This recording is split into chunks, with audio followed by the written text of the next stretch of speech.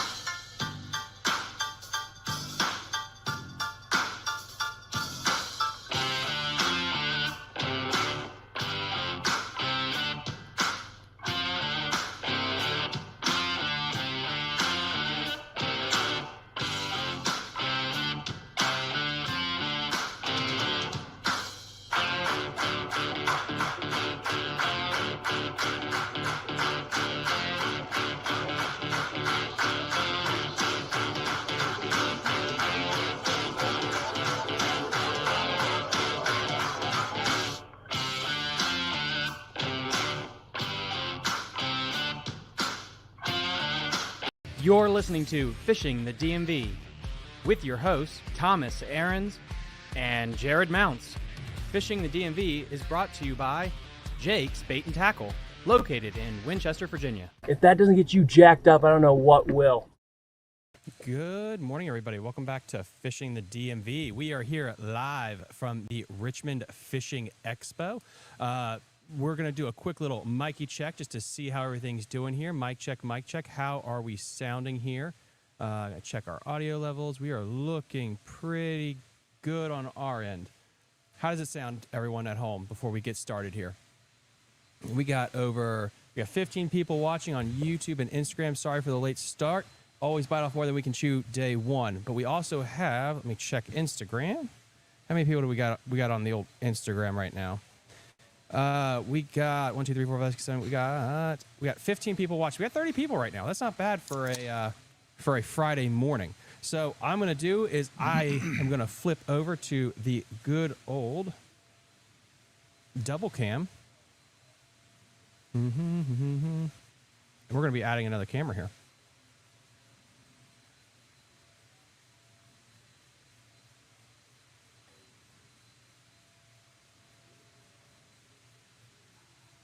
Boom. And then, because we got a special guest. 3, 2, 1. Jared is in the house. Special's right. Morning, Thomas.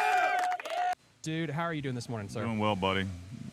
So, we are here live at the Richmond Expo. This is the second time that we've actually been down here. It's so crazy. I was talking to Carly in the car, and we went from...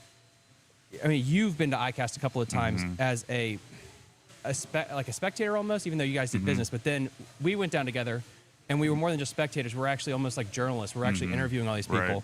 And we went from that to doing the Richmond Expo, and then we're back here at the Richmond Expo, and it feels like, it's going to work. And I think that's a good thing. That's what I was telling Carly. It's like, you're not overwhelmed anymore by the situation. Right. Getting down here, you guys have a booth this year. You guys did such a great job setting up, and honestly, the booth looks fantastic. It really does. Yeah, thank you. I mean, just the fishing industry as a whole is just great. We got Tiger Crankbaits, Heidi walking behind us now. They're set up right behind us out of Richmond, Virginia. They paint a great crankbait, and just the fishing industry, the people in the fishing industry, they're just the best. I mean, it's a coast to coast. I mean, it's a good industry to be in. I just encourage people that are sitting at home right now. This runs Friday 9 to 5, Saturday, and then again on Sunday. And so from those coming from our area in Richmond or Winchester, just a couple hour drive south. And there's so much to see in this venue. The Bass Tank, you can get a lot of good information. There's a lot of seminars that are going on. A lot of good product that you're not going to find at your Bass Pro Shop that you can find here at the Richmond Show. And then also make a day of it. You got Bass Pro within 15 minutes. And then Green Top. I'm still finding a lot of people don't know about Green Top Sporting Goods Store. It is the place to go. If you've never been, you can catch that all down here in Richmond while you're in town. What is Green Top? Like, for people that don't know, is it like a Dick's Sporting Goods? Is it a national chain? So Green Top, I'm not like some of the old timers that remember when it was a small mom and pop, like a small mom and pop fishing store, bait shop, if you will. Have grown. I don't know how old they are, but they've grown. They actually moved into a Gander Mountain building. So you're looking at a Gander Mountain building size bait and tackle shop that's not not to knock on Bass Pro, but it is your mom and pop feel. The people that are working there, everybody that works there has experience in the outdoors, from guns to bows to ammunition to fishing, saltwater, all types of fishing, all your gear. If you've never been there, I'm telling you, you've got to go. It is better than Bass Pro. Let me just say that. Bass Pro gives you more of the awe, but as a whole, it's a fishing shop that, again, and you'll find stuff at there at Green Top that you won't find at a Bass Pro, that you won't find online. And so again, just check that out if you come into town. That's freaking awesome. And then you guys got a couple of bait companies here as well. We got a question here though from TDC Havoc. So quick question. I saw the map of the show, a spot labeled trout pond. Where and what is that? So that's basically where you can pay to play to go catch some trout.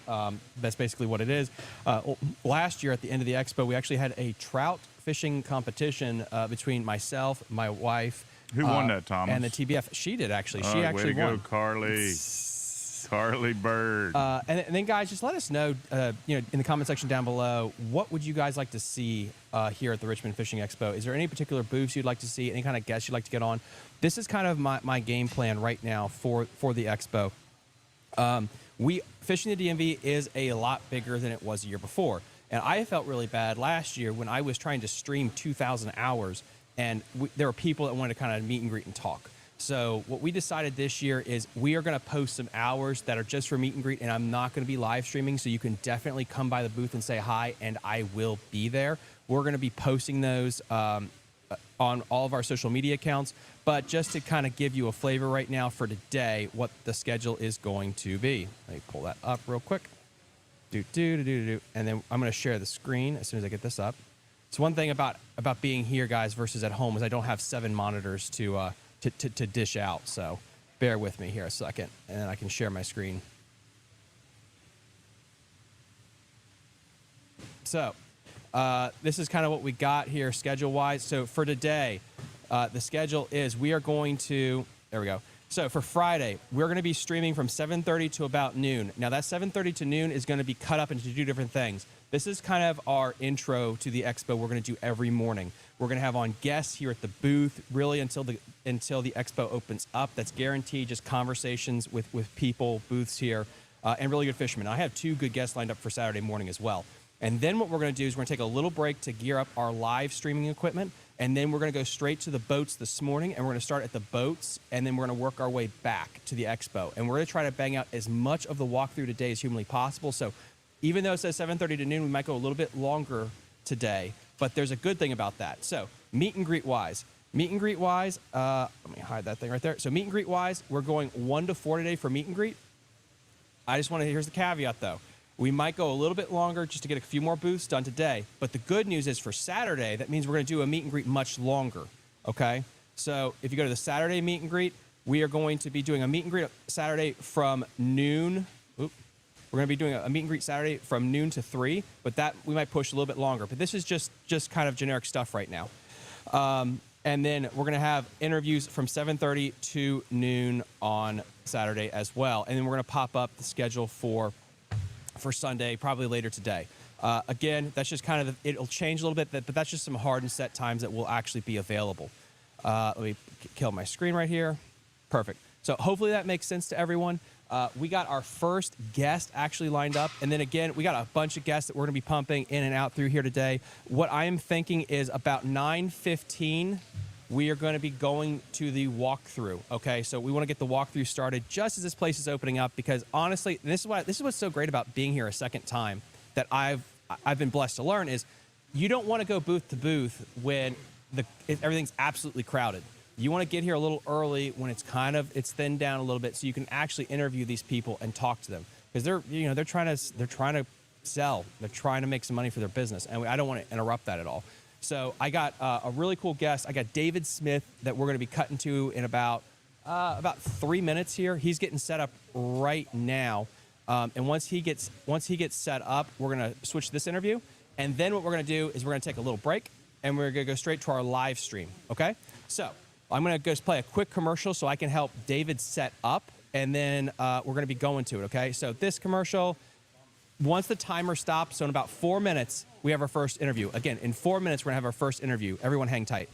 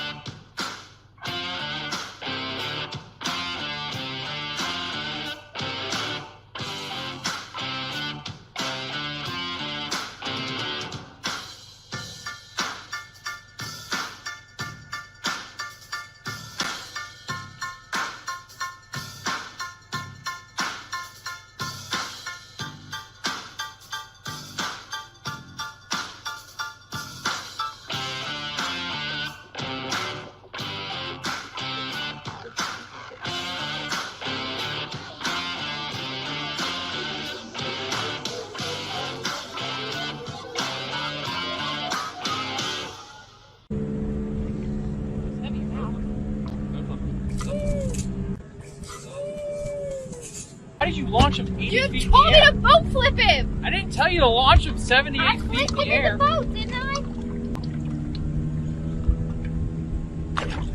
Send it to the moon. I sent it! You said boat flip him! Oh, yeah. Do you fish? No.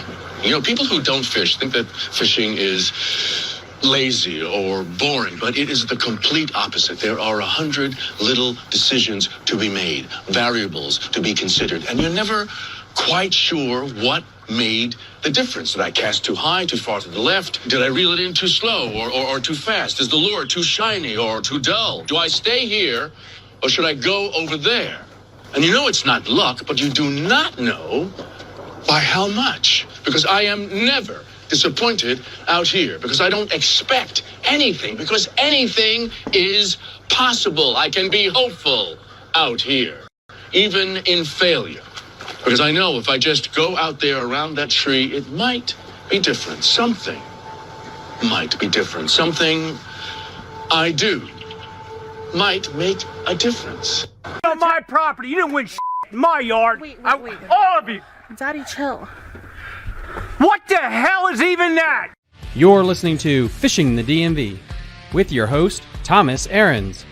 Fishing the DMV is brought to you by Jake's Bait and Tackle, located in Winchester, Virginia. If that doesn't get you jacked up, I don't know what will.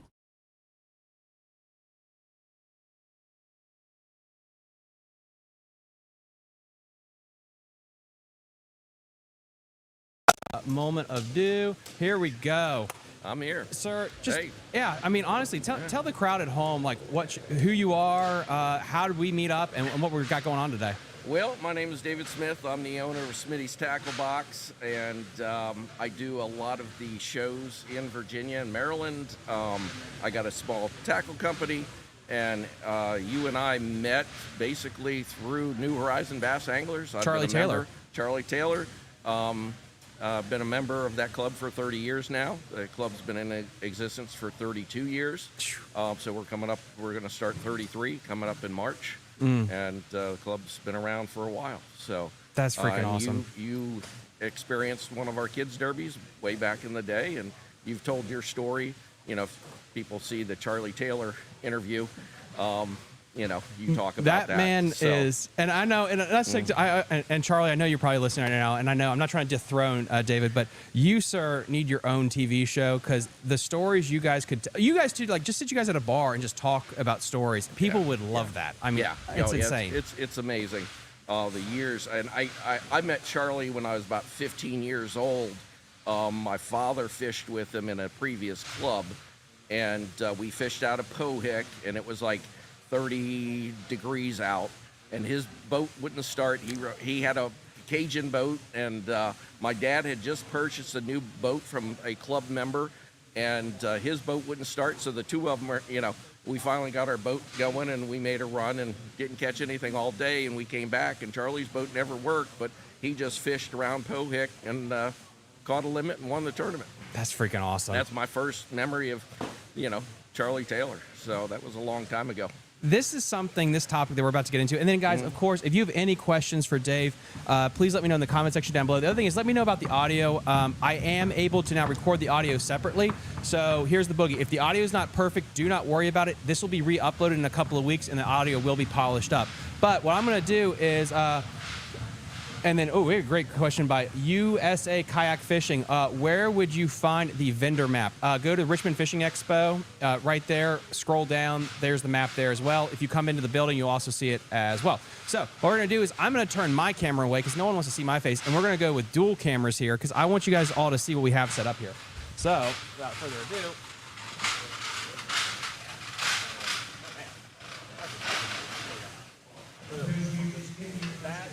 We got a bunch of crankbaits here, guys.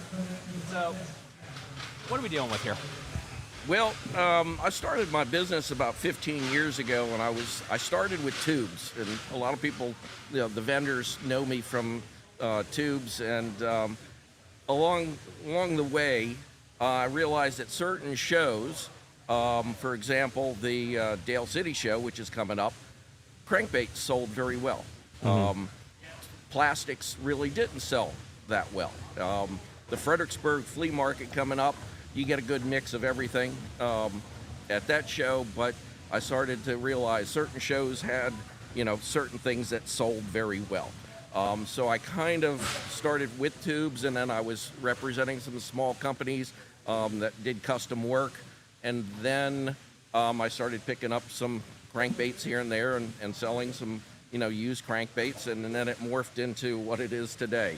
And now I basically stick to the 1970s, 1980s, but I'm looking for, or I find for people, crankbaits that were made and then discontinued or modified and changed, over time for whatever reason. And so I brought some examples of some of those baits that are pretty popular, and what I sell at the flea markets and shows. So for people that aren't aware, maybe you don't know about the underbelly black market of old style crankbaits. I guess to kind of give people just a quick overview of why this is so cool is, I guess the old bombers, the Bagleys, there are certain crankbaits that people will pay upwards of over $100 for online. Oh yeah, definitely. Why? Definitely. Why would they want to do that? Because when they modify the baits, they don't run the same way. They change specific things about the baits, and then they don't run the same way. And I'll start over here with the Man's Baby 1 Minus. And if you talk to Steve Chiconis, will tell you, he actually did a video about the changes that they made. So you started back in the day with the Baby 1 Minus, and people talked about the double stamp. And it has Baby 1 on one side and Man's on the other. And you shake them, and it has a certain sound. The originals had a straight, get the camera here, had a orange, this one would have an orange line. That would be the oldest bait. And then they modified it and they changed it, and they made a new mold, and it doesn't have the Baby 1, but it still has the same rattle in it. So here's one that doesn't have it, but they sound the same. Then they took production overseas. And so if they changed the rattles, and you can hear, I don't know. If you guys really want to hear the rattle, he can just put it up to the mic. Yeah, that's perfect. Yeah, sounds good. Cool. There's the big change in sound. Does that make a huge difference? To some people it does. Then they changed the body size, and then they changed the lip. So when the body size was bigger, it doesn't dive as deep. It floats higher. And they changed the lip. It doesn't run the same. So now you've made modifications. Do they still catch fish? Yes. But a lot of people, and I see it all the time at shows, when I have a single stamp bait out, people will pick it up and they'll listen to it first thing. And the ones that want the old baits will listen. If it's an old one, they'll buy it. If they don't want it, they put it back. And I contacted Man's and I said, hey, can you go back to the original design with the original rattles? And I got somebody in sales and marketing, and they said, oh, no, our baits sell just fine. And I'm like, I could sell 1,000 of these before I sell 100 of the new baits. I said, because people in the mid-Atlantic region understand the differences between the older baits and the newer baits. Is it that so I saw this a lot. I'm really big on collecting lipless baits specifically. Getting example is Strike King used to make a silent lipless bait. They don't make that anymore. That one was really good in certain situations. And then you got the one knockers. And I think my example with this, and I could be wrong, is like a one knocker has that deep pulse. Is that what the old baits had? Was that deeper noise comparatively? Definitely. I mean, especially with this, you can tell there's like 2 or 3 rattles or BBs in there that are larger, and they make, and with the newer ones, there's multiple smaller ones that make a higher pitch noise. So you got a lower pitch and you have a higher pitch. Does it make a difference to the fish? It may or may not, but it makes a difference to the guys that throw them and know, those older baits. How many are out there? I mean, pick a model that you like. Let's go with the man since you had that up. Of the perfect model mans, how many were made in production, generically speaking? Is there a lot out there in the market you can find? Well, there are, but they've gotten more and more expensive. I usually, at a show, at the beginning of the show, I can walk around and kind of pick them up here and there. I used to be able to. Now it's very difficult. I have a more difficult time finding them. And I used to do a show up in Maryland, and I would get a bunch, and then I'd bring them down to Fredericksburg. I'll sell out. Whatever I bring to Fredericksburg, I'll sell out before the show opens. I got guys that will come to see me and will purchase every double stamp, single stamp, old single stamp, and I can sell them out before the show opens. That's freaking cool. Yeah. All right. Pull something else up. Let's get something else going. And then, guys, if there's something particular you want him to see, just let us know here. I'm going to do a quick handing shot. So when you get into the same type of thing, and I'll hand you one, and hand you one. Here is a screwtail, Bomber 6A, just classic bait on the Potomac River right here. 6A and Fire Tiger. In 1980s, this was the bait. Go back and watch some of the old Bassmaster shows on the Potomac River, and they'll talk about the Bomber 6A Fire Tiger. And that is a non-screw tail versus a screw tail. And I'll hold these up to the camera here if I can. There you go. And Perfect. if you look at the tails, the screw is in, and you can actually see the screw in that. Hold it up to that one. You just hold it up a little higher. Yeah. That one's got the... no, you're fine. Perfect. Actually has an actual screw in it. That's good to know. We got to turn that on. This one doesn't. Yeah, I just got to turn the auto thing on. It's fine. People can see it. So when you go and shake these, you can tell the difference, and the difference between them, the higher rattle and the difference between them. Also, the plastic is different, and the paint doesn't stay on these baits. The new baits, the paint chips off much quicker than the old ones. Whatever process that they use to paint them. So, plus they're no longer made in the U.S., so whatever they're making, overseas. A lot of times when baits go from the U.S. or went from the U.S. to overseas, there's a big jump in price for them. People want the USA-made baits. So, I love that. So. That one right there. What's that color. This one or the black? Oh, the red one. The red one. Oh, the wigglewort. Yeah, wiggleworts. They jumped in price once Rapala made the change to them, and the pre-wrap versus the post-wrap the baits. Here's a wigglewort. This is a Rapala made. This is a pre. So this was when it was Storm, and the difference is on the belly or underneath the lip. It says Storm on it, and it says Original Series, which means it's not the original. And the regular or the older wigglewort has wigglewort underneath. And the big change they made, from what I understand, was they corrected the problems with the bait. The problem that Rapala found was the lips weren't perfect. So they made a change when they were making them. Now, these still catch fish. You can still catch fish on them. But when you get to one like this, and I'm going to hand these to you, feel the lips and tell me the difference between the two. Dang. This one feels super thin, like paper thin. This one feels very thick. Yeah. That's interesting. So, you guys want to know,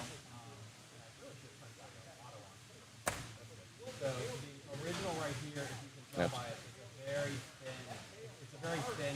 They're both originals. They're both originals. It's just on that one you feel that ridge on the top, which when you're cranking it, it's going to make it dart and hunt versus one that's just going to run regularly. So They're both the same year and model, but the red one is a thinner bill. you feel the ridge on that bill.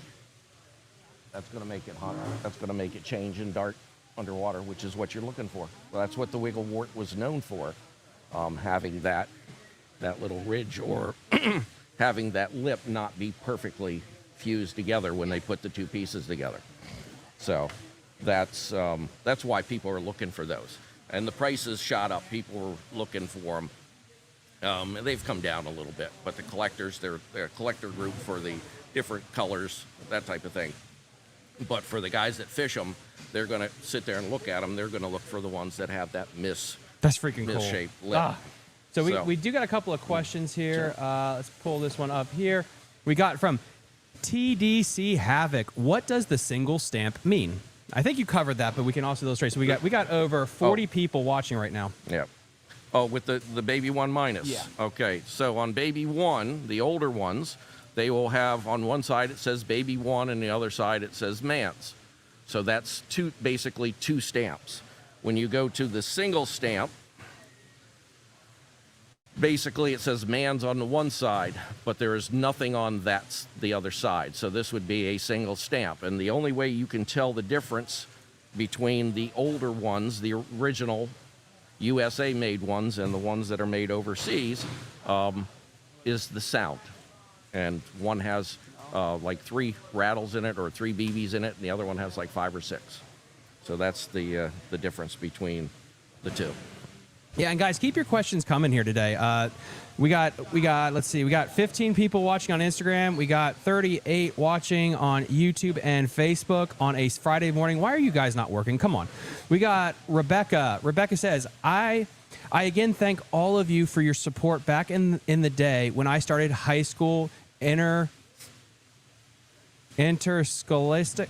I have my wife here who does speak English. Interscholastic bass tournament fishing in 1997. That is why I keep a sign language interpreter. She also knows English way better than I do. We got Percival Ponies, snow day. Yeah, it's absolutely crazy out, like with all the snow. Is that Rebecca Gore? Is that Becky? Yes, it is. That's Rebecca Becky Gore. Hey, Becky Gore, how are you doing? Becky, where have you been at? I saw you. She ran the Orange County. Yes, the Orange County show, Becky, Orange County program. So,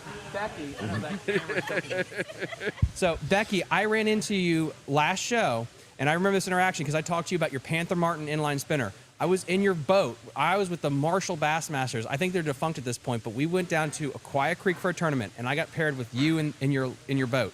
It was a great time. You ran a great program. I would love to get you on the show. Please contact me. Sorry, guys. That's a memory. Yep. And that's the thing, too, about this when you're a kid. It's just, it turns you into a bass geek. And I just dropped the video yesterday, which is, by the way, guys, it's trending actually on Google right now, which is about Pennsylvania shutting down tournament fishing. Yeah, I saw that. Ton of comments like, oh, that's good about getting rid of tournament fishing and stuff. It's like, okay, but hear me out. That's also what got me hooked on fishing, was that first blast off in a boat. And I didn't have a boat at the time. I got there. It was an old Ranger. I remember that. I think it was Clear Lake, my first tournament. And the first time you hear that 2-stroke open up and you blast off, and I was hooked. I was absolutely hooked. So there's something about those high school programs and getting kids hooked early on it. You make an angler for a lifetime. And you guys did a great job with all that. Yeah, she did a great job with that. She promoted high school fishing. I actually was sponsoring a team. I was working at a high school at the time, and I sponsored the team. And I talked to her about it, and she had her show, and I brought my team with me, and we got a booth space, and it was promoting high school fishing. And those guys now are in their late 20s, early 30s, and they're buying boats and they're taking their kids fishing. That's freaking awesome. And they're still with it. So her program, she had a tremendous following and a lot of people. She grew that sport, high school fishing in Virginia. She was the person to talk to. She was. About that. What else you got for us today? What have we not looked at? I got another, change, another Lure Jensen bait. Lure Jensen made the speed trap. It's a Potomac River, staple. The guys that know them, they're two sizes. This is the smaller size, but when they made modifications, once again, they got bought out, got changed, and they have dimples, and holding them up underneath, and the single dimple or double dimples, that tells you that they're the older baits, and people like to fish the older type baits. So if you get it, turn it so the belly's facing, see if we can, too close. There you go, little dimples. So people that are looking for speed traps are looking for the older speed traps. That's the first thing they do is they pick them up, they turn them over. If they have dimples, they will, buy them. If they don't, pretty much they don't as a single. They don't pick them up.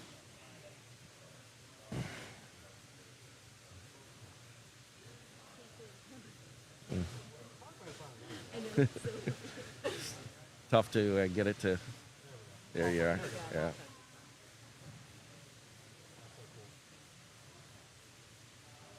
I like this little detail here with the paint. It's perfect. Absolutely perfect. Yeah.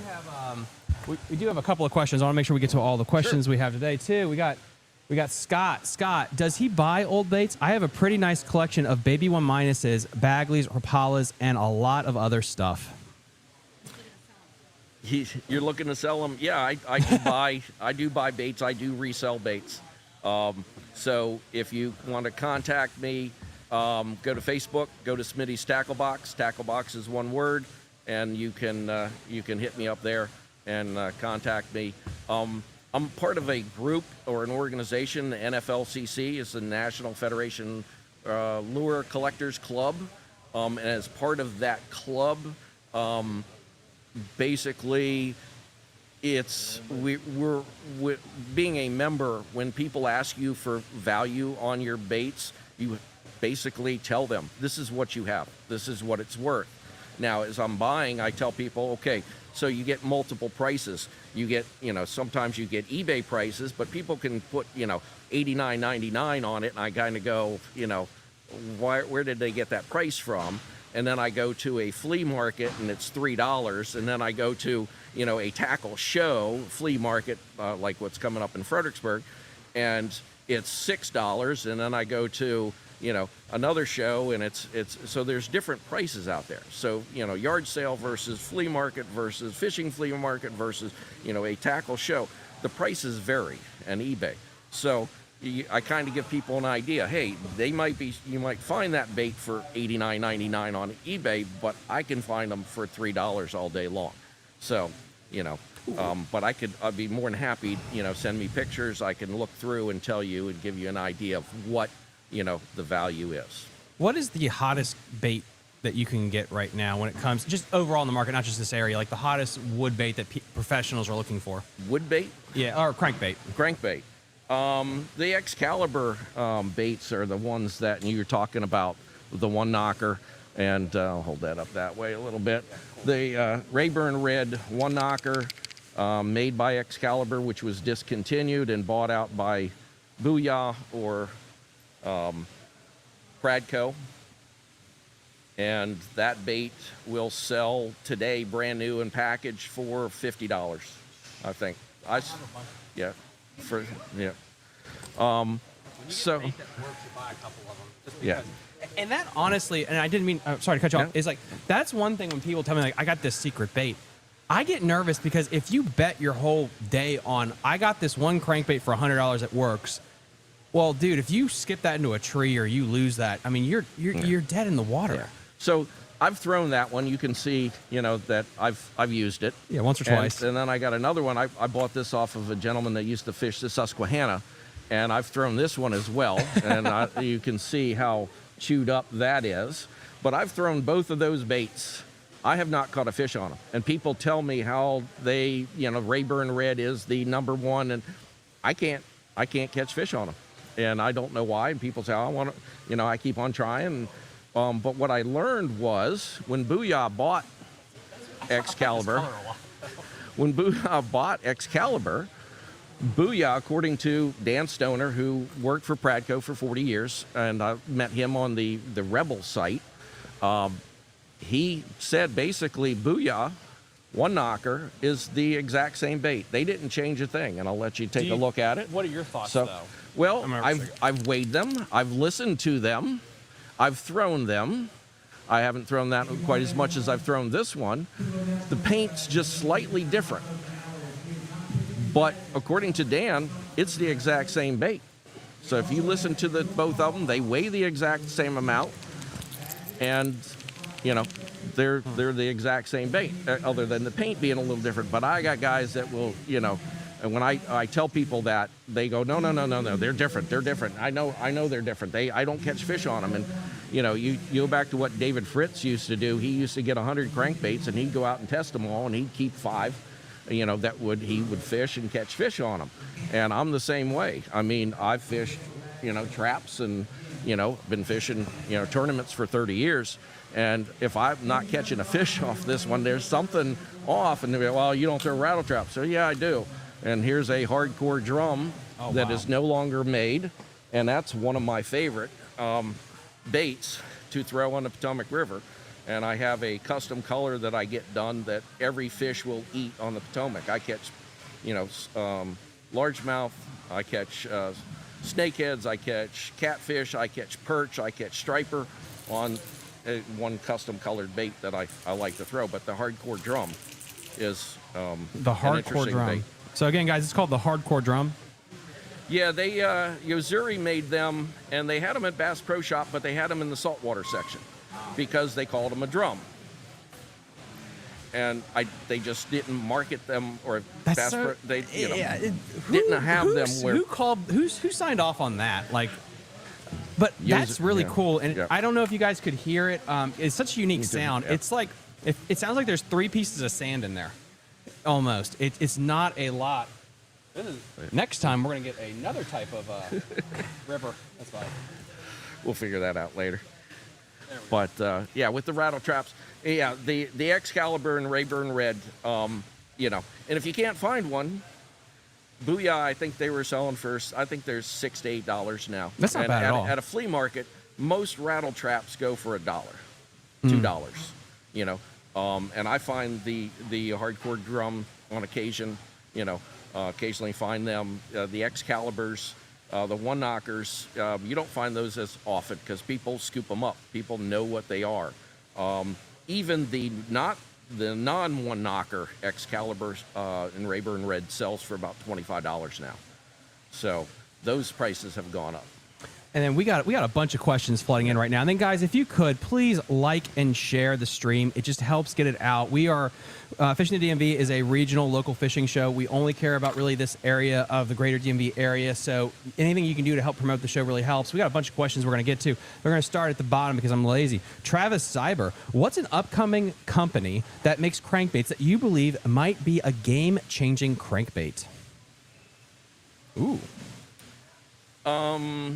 I don't know if any, a lot of them, and we'll get into this if we have the time, a lot of the companies are remaking, baits. You see that in the industry. You're seeing it with the swim baits as well. People have an idea, they come up with something original, and then like the chatterbait and like many different baits, although chatterbait was an original idea either. That blade and that being, in front of a bait was back, somebody told me 1930s. They had a blade bait with a similar type of blade out in front of it. So things are recycled, but when something gets hot, all the companies go to copy it. Mm-hmm. Which is a shame because I do think it strangles creativity when, and then guys, this is what's nice about not being sponsored. Again, thank you for my Patrons. It keeps me to be able to say this stuff. Like Berkeley. Berkeley got into some trouble with some people in the industry, or people were upset with them with some of their, it almost seems like they're copycatting a lot of things. And it's sad because you do see that where the chatterbait gets hot and then everyone rushes to copy it versus go innovate. Because what happens? A lot of new techniques nowadays, it comes from Japan. because they try new stuff and it comes over here. And then we just copy. And that's a shame because I don't know if it's a corporate thing or we just lost our ingenuity, but it seems like there's way more copycatting now than before. But I'm going to ask you, like back in the 90s, the early 2000s, were people always copycatting? Was that always a thing? Yeah, there were a lot of baits that came out. Think about the ribworm. Rebel worm came out with the ribworm, and what came out? The pulse worm. You know, Berkeley came out with the pulse worm. Pretty much the same bait, a little bit different. Same idea, those that flat with the ribs on the side. You know, there's an example of, you know, something that came out that was new and original. And then look at Yamamoto, Gary Yamamoto with the Senko. Yeah. You know, how many people, you know, copied that bait? One or two. So yeah, there's a few out there. So yeah, there's always been copycats, and that's, you know, in the industry, and you know, it's just part of. It really is. I mean, I guess that's business. just, it's human nature. We got so many questions. We're gonna get to all these questions here. We got the captain in the house, Captain Mr. Steve Chaconis. David Smith is the authority on hard baits. Need a full show with him. Yeah, this is kind of a sampler. I do want to get him back to Jake somewhere where it's a little bit quieter. We can have a full in-depth conversation. But I wanted to kind of give you guys just a sampling of what to expect in the future. Let's see. Steve, too expensive to protect parents. And beaver baits copied all over. Yep. The Senko is not patented, so knockoffs are exact. Ooh, that's a really good point. I didn't think about that being patented. And Steve, if you're coming down to the show, let me know. We got a couple more when we get to these questions here. We got Travis Cyber again. Please let me know, Travis, if I'm saying your last name correctly, because I'm 90% sure I'm not.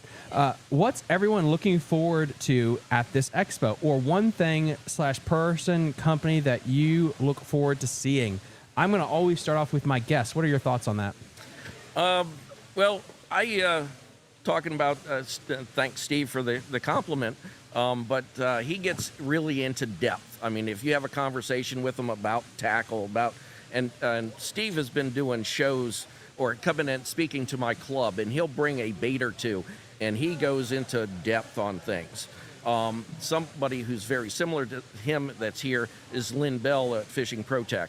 And I'm going to be over there all day today, and I'll be there tomorrow helping him out in his booth.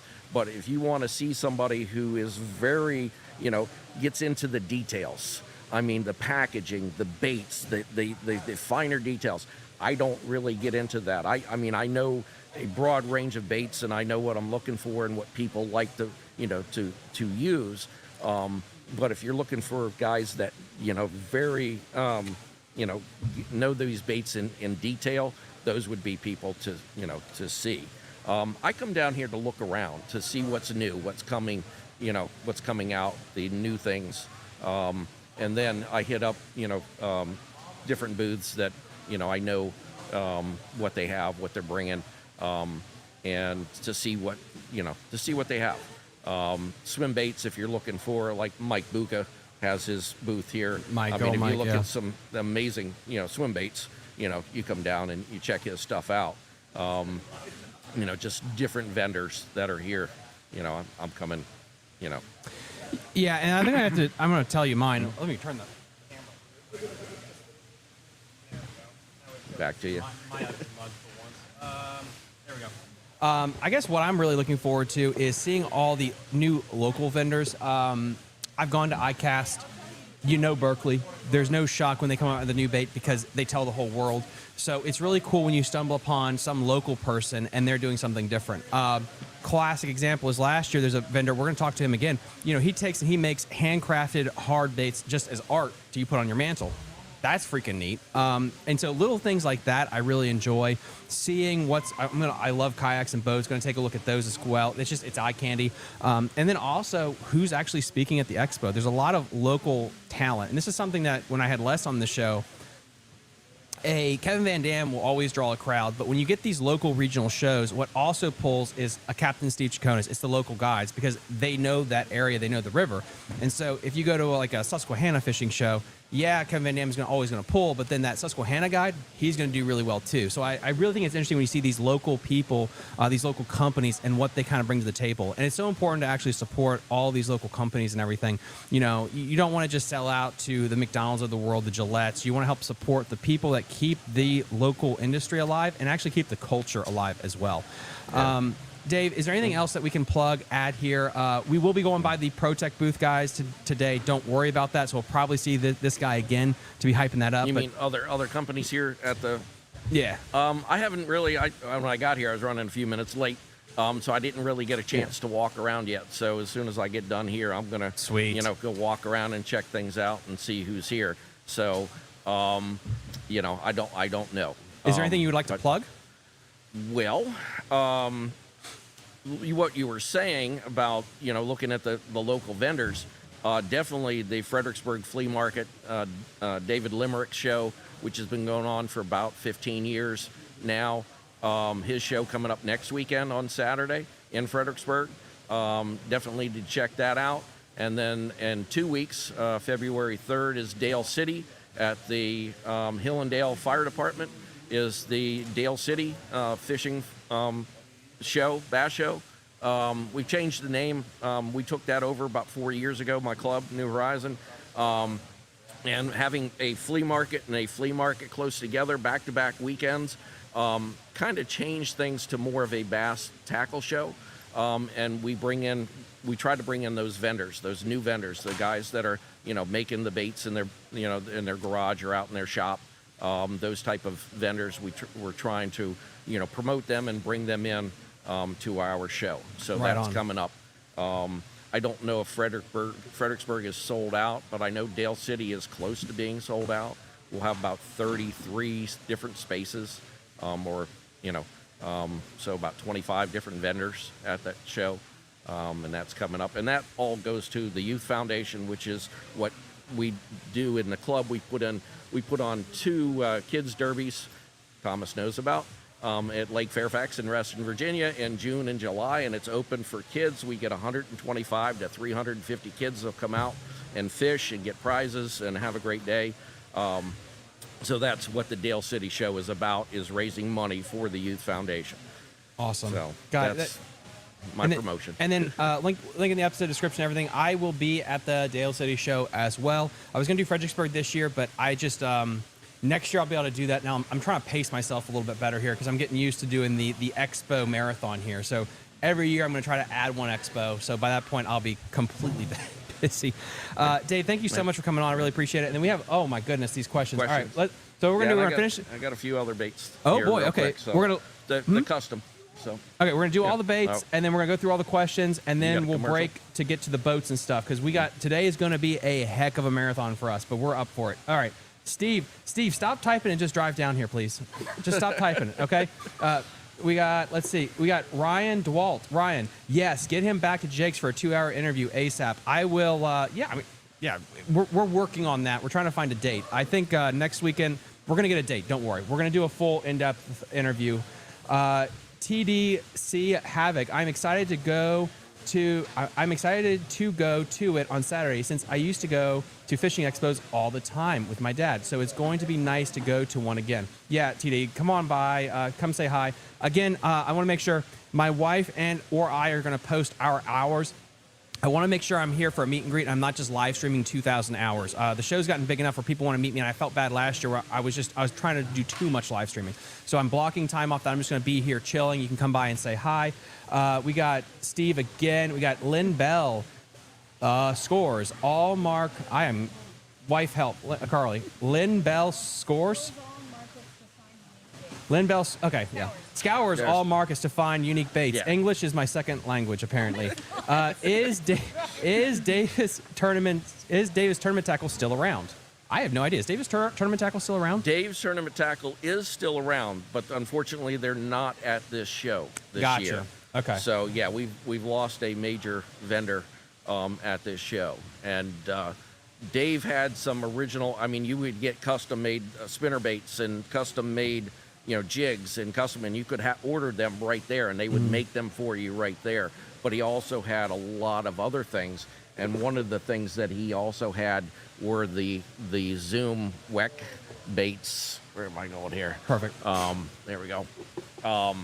And in stock, and that's the first time I ever saw one of those was at Dave's tournament tackle, and it was a bait out of coming out of Georgia that you don't find in most tackle stores.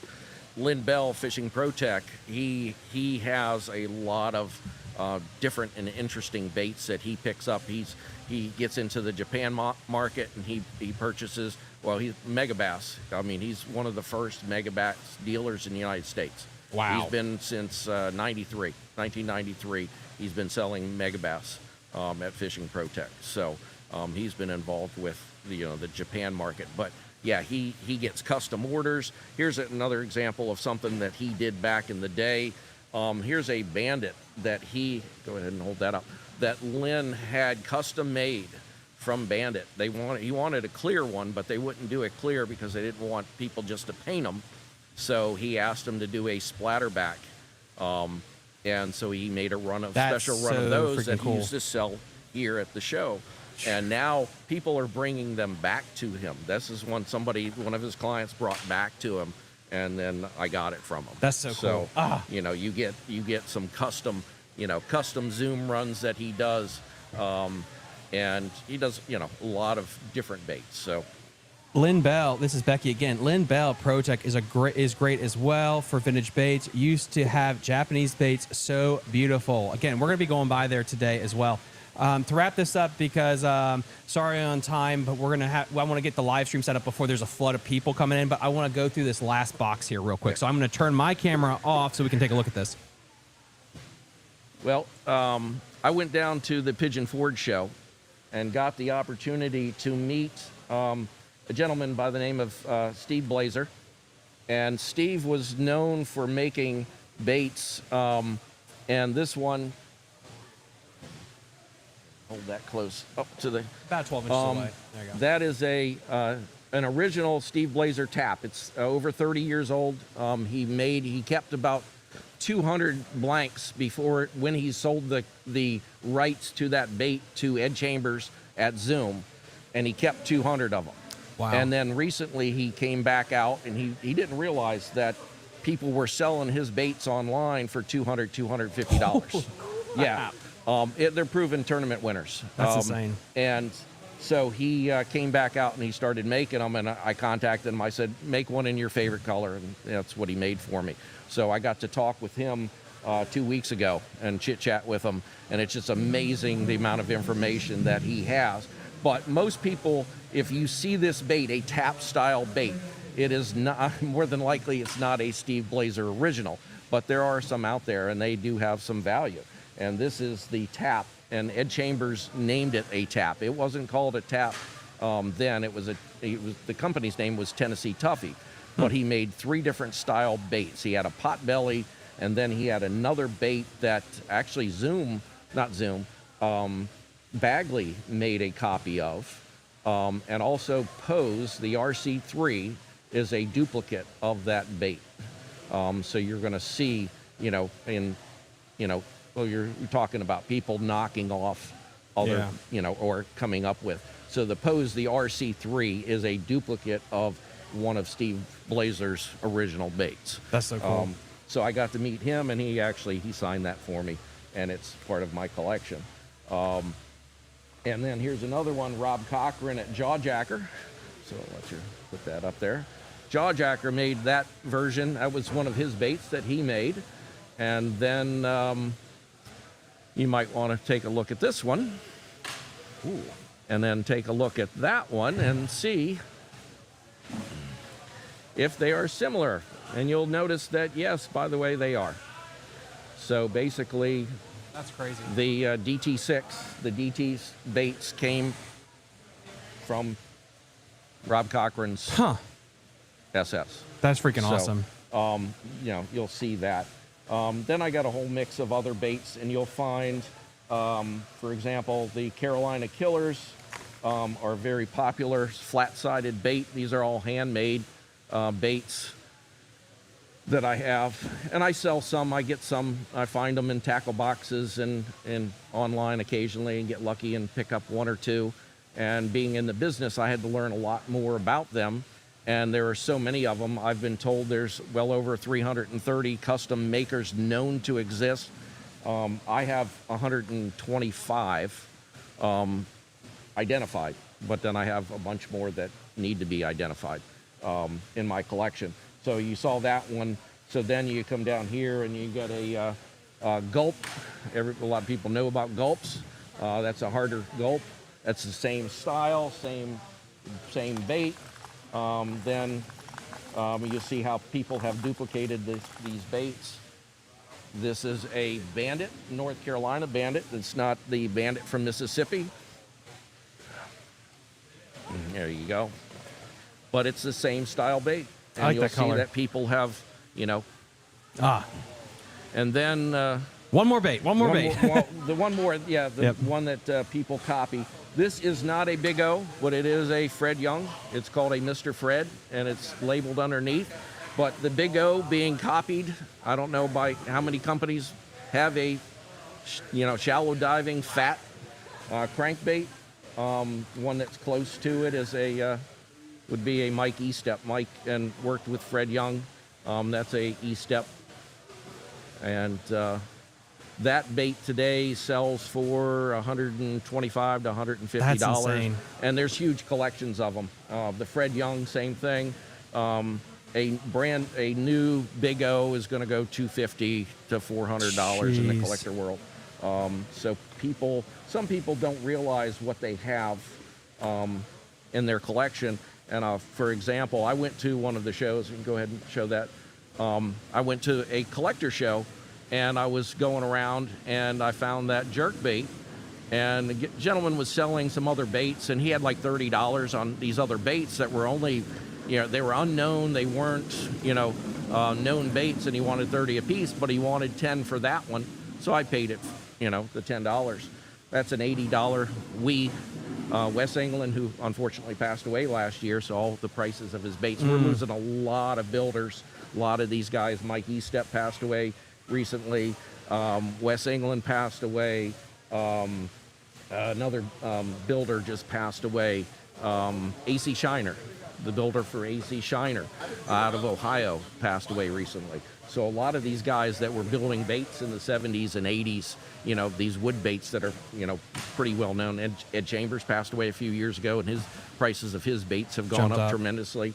Look at a foiled mutt today, $80 to $120, for a foiled mutt that Ed Chambers made. That's insane. Sir, prices have just skyrocketed. Yeah. So on these baits. Thank you again so much for coming on. Yeah, absolutely. This is our game plan. Guys, we're gonna have him on for a full in-depth 2 to 3 hour. Maybe we'll go longer at Jake's at some point. Once we get through the craziness here. This was a sampler. Please go support New Horizon and all they do. Also, Dale City shows coming up soon as well. We're going to go to a brief intermission. I'm going to try to start the booth-to-booth thing by 9:15, 9:30. But this is what I'm going to do. I'm going to keep this live stream up. That way people can find it again. Since I didn't have time to really make a new one, I don't want people to get lost. So I'm going to log off here for a second. Stay tuned. 10 to 15 minute break, and then we're going to be back. Dave, thank you so much. Hey, I appreciate it. You're listening to Fishing the DMV with your hosts, Thomas Ahrens and Jared Mounts. Fishing the DMV is brought to you by Jake's Bait and Tackle, located in Winchester, Virginia. If that doesn't get you jacked up, I don't know what will.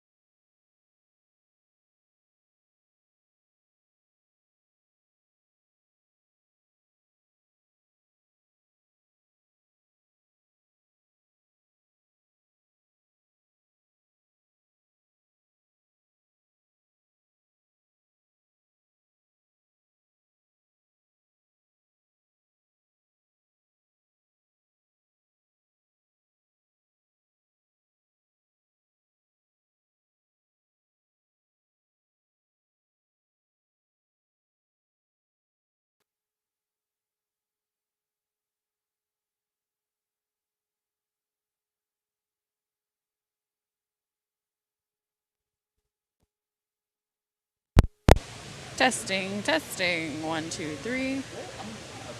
1, 2, 3. Testing, testing. What we got going on here? Testing, testing. Can you hear anything I'm saying? Anything at all? Can you hear anything I'm saying here? Yes. I put both of them. I was trying both. Yeah, I was trying this one, and then I was trying this one. We're super duper. All right. Fabulous.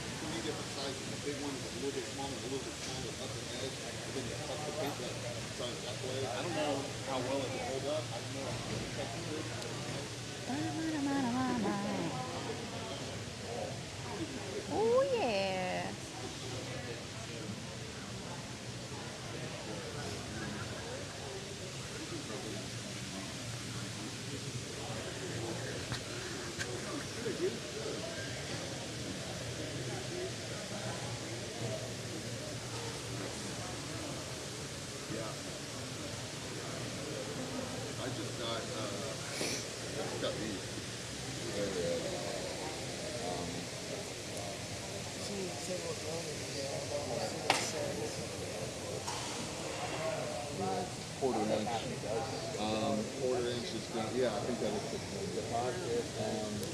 I don't know if we're recording or not. So I'm just giving our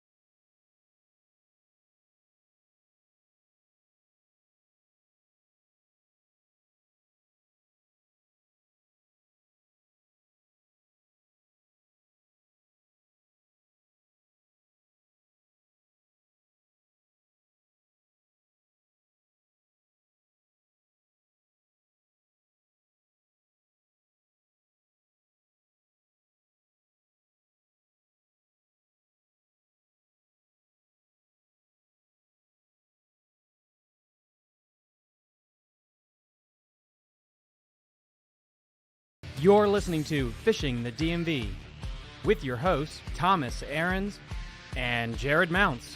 Fishing the DMV is brought to you by Jake's Bait and Tackle, located in Winchester, Virginia. If that doesn't get you jacked up, I don't know what will. Hello, everybody. Welcome back to Fishing the DMV. We are live from the Richmond Fishing Expo. I'm going to be taking my extra camera here. I want to be showing all the beautiful people what we got going on today. Got our nice little tripod there. Okay, cool. So, oop.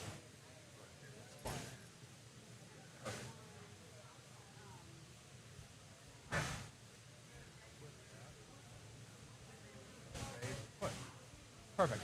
All right, sorry about that. So, yep, we are live from the Richmond Fishing Expo. We are going to be going to our booth-to-booth footage right now. I'm going to be popping up right now to Jared and my wife, Carly. They are out in the field. And then I'm going to be turning the monitor on here. So, in 3, 2, 1, here we are. We are live from the Richmond Fishing Expo, going to our booth-to-booth coverage. And then we're going to kick it off with the boats and make it round. So, if you have anything you want to show off.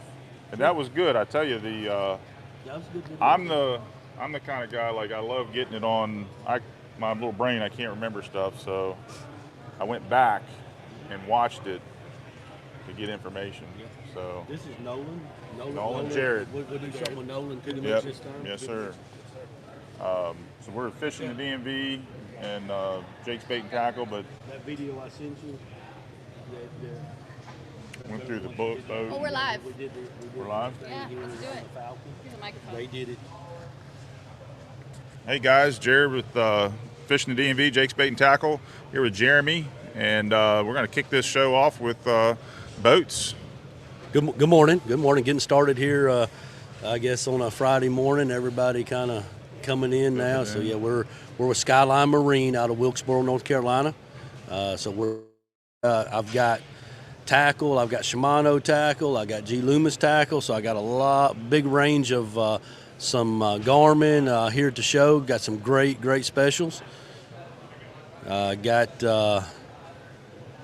several different reels that we got in stock here. Also got some Jackal baits.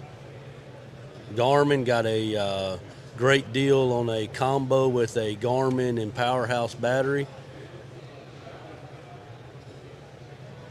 It's hard to beat Shimano. I mean, they're just, from their reels to their baits, I mean, it's just spinning reels. I love their spinning reels. Bait casters Absolutely. are really great too. That Vanford, which, I mean, you get on up to the Stella is awesome too, but the Vanford is fantastic. Yes, you put that in somebody's hands at the bait shop, and they turn it, it's smooth as butter, and you just can't. We sold when I showed them the price, and they're like, that's fine. Like, quality, when you put it in your hands, I even tell them, don't touch it, don't pick it up, because if you do, it's like, I got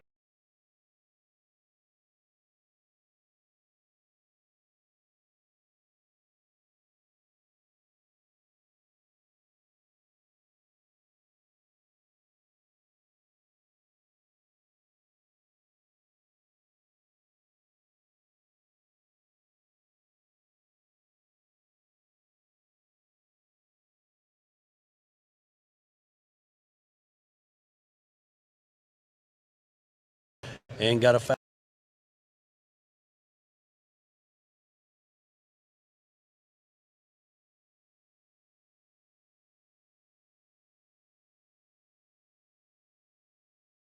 lenses. I mean, I'm kind of I'm living and learning, but the different colored lenses and why each lens is important, and I wouldn't be able to cite all of it, but your blues and your greens based on the waters that you're on. Absolutely. Usually I keep about 3 pairs for the different conditions of the sun, clouds, water conditions. Definitely makes a difference. And like, especially too, low light. If you're driving that boat and you got low light conditions, but you still need to protect your eyes when you're driving, that lens. I didn't understand this. I didn't realize the importance of that, to be able to have that so that it's not going to fog up. You're going to be able to see where you're going, and still have that eye protection. And it actually, you get the right lens, it's going to actually light it up and allow you to see better. Absolutely, absolutely. Sometimes for me, I got very sensitive eyes. Sometimes it's too much, so I have to go down a little bit. Yes, go down a little bit. But they do a great job. And then you throw in too people that aren't used to the polarized. Now most anglers are going to know this, but again, the thing about this industry too, we got all levels, and so some people too aren't going to understand how important that polarized is, because I've shown people, here, put this on, like you see that fish, no, and you put those on, like, oh my God, it just under the water. And again, most of us know that, understand that, but there's a lot of people out there that don't understand the importance of a polarized glass because of sight. Absolutely, sight fishing too. So correct. Definitely got some lenses that are really specific for sight fishing. Good quality. And the thing is, I will tell you this too, like early, way back, like I wasn't one to spend a lot of money, but I realized when I did break down and do that, I spent the money, like I took better care of it. Absolutely. I was more careful with it. Plus, the quality of those lenses too, they're going to stand up. I'm pretty rough with stuff. And so dropping it, they're not, and their warranty on it is excellent. Like I had an old pair and I sent it back and they sent me a new pair, and it's, you just can't beat that quality. So yeah, the sticker price might,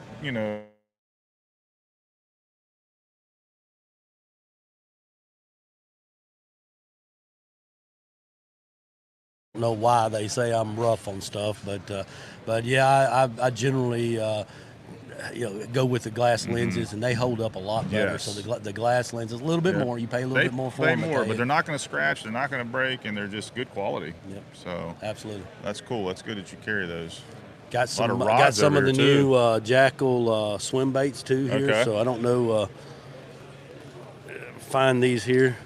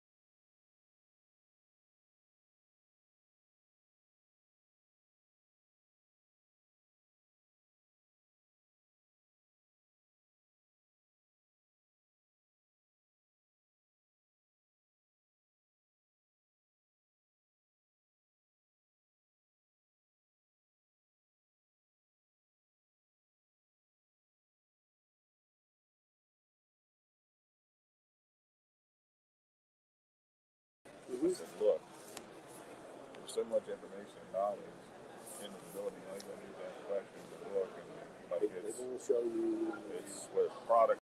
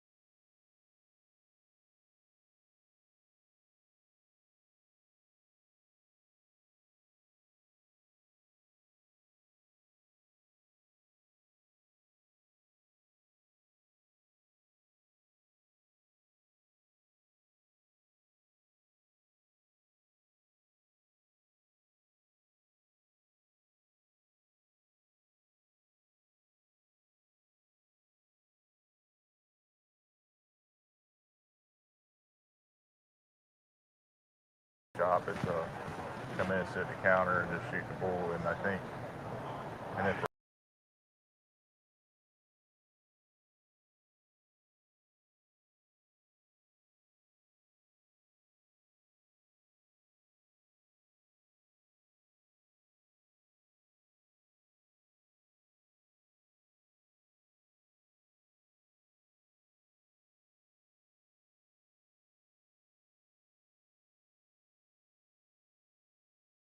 so this, scan that. I think that'll take you to the, or this. Let me give you that one. Trade. Yeah, Jared. Back on.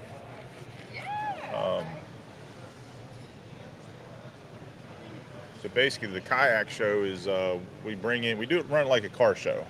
And so last year we had, I think, around 16 or 17 kayaks and brought them in. And of course, they're outfitted as fishing rigs, and they've got the graphs and whole 9 yards. And we gave out awards for different categories, but it was an opportunity for them to bring their kayaks in and show off their kayaks, and then customers to come in and see how you rig your kayak versus how you rig your. It had some inflatables.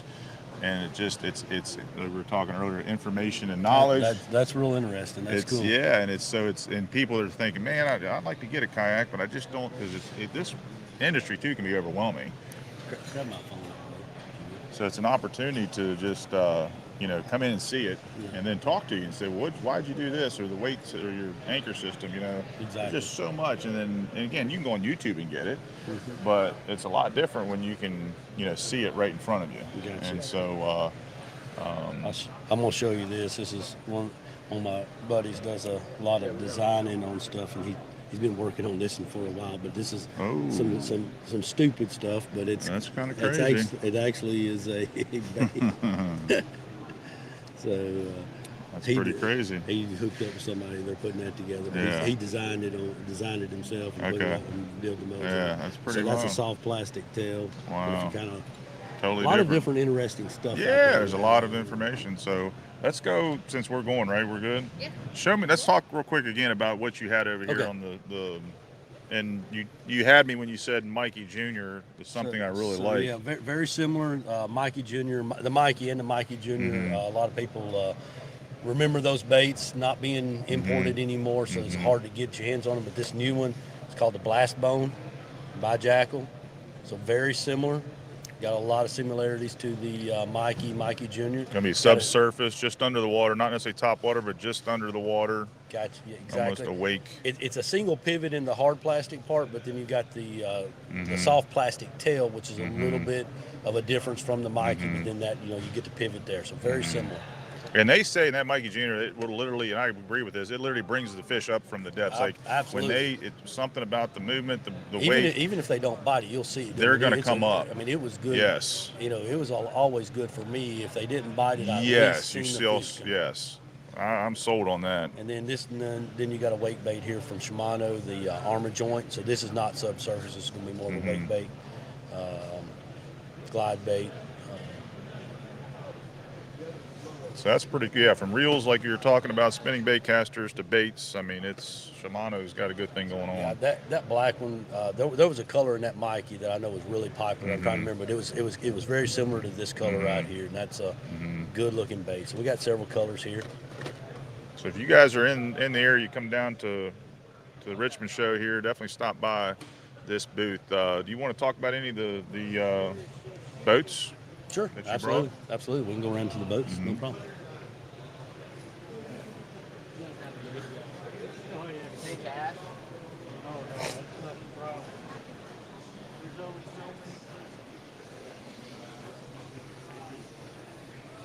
So it is a very long drive for us up here. We can't really bring a lot of boats. Right. I think it's about a 6-hour drive. But, I mean, we service, we've got a lot of customers in the Virginia area, which is the reason we decided to make the trip up here, because we try to come up here and expand our area. We got a lot of customers. Propeller Dynamics is right here close. I think they're carrying your Falcon. They are carrying Falcon. for the western side of Virginia. We do get a lot more into that area as far as customer base, but we certainly do. But the Falcon, we had the Falcons here last year, brought the Falcon again this year. So we have that. This is a 20 TE, so this is going to be the tournament edition. It's got the hydraulic jack plate, got a lot of the tournament features, padded front deck, the layout's just a little more tournament oriented than the standard 205. Then I also brought the Camus. Yeah, let's look at the Camus, and because I know we went over the Falcon last year, and you can still find that video on the Fishing the DMV. And this is new to your all's place, so maybe just let's kind of go through this and pick it apart here, and just tell us somebody that's looking at buying a boat, why they would want to buy this. First thing for me when I'm standing back from the Camus and look at it, man, it is a sharp boat. I mean, it is a beautiful boat. Might have to get on this other side to get a really good look at it here, just the way we're jammed in here. But these boats are they're oil bench design. So coming from Triton into this boat, you can see a little bit of flashes of the Tritons that that everybody during the 90s, and I mean, they're just beautiful boats. These are gorgeous boats, so they do look good. Performance-wise, similar to the Tritons. Really a good performance boat. Then you get into kind of what separates this boat. I mean, there's a lot of little small details. It's like with guys, boat, please let us know in the comment section down below. How's the audio quality right now? Do you want me to adjust it anything? This is let me know. by far the most comfortable seat I've sat in any. These seats are fabulous. Lots of room in the cockpit. They put a slider on the seat so you can adjust the seat to fit, and which is something I get. I mean, you would be. That's probably one of the biggest question marks I get on every boat. I can understand why. Some people are 6'4", some are shorter. So you got a wide range of boaters. And you can always slide the hot foot a little bit, but you only got 2 or 3 inches to slide that. So that gives you a lot of ability to adjust it for fit. They leave some space behind the seat so you can put your net. I mean, that's always a complaint. Hey, when I'm fishing, where do I put my net? That's so a you good got point. a place. You can see this one's got the net with it. Okay. So you got that's already there. Full padded deck. So they're going to not just the front section. You got a fully padded deck. So the lids. Center lid, all that's going to be padded. So when you're walking up and down your deck, you've got a padded deck all the way through. That's a standard on the CX20 Pro. That's going to be a standard feature.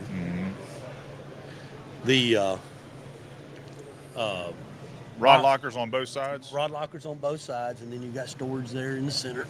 I can pick this up. So lots of storage. I can hop up in there and get the other one for you.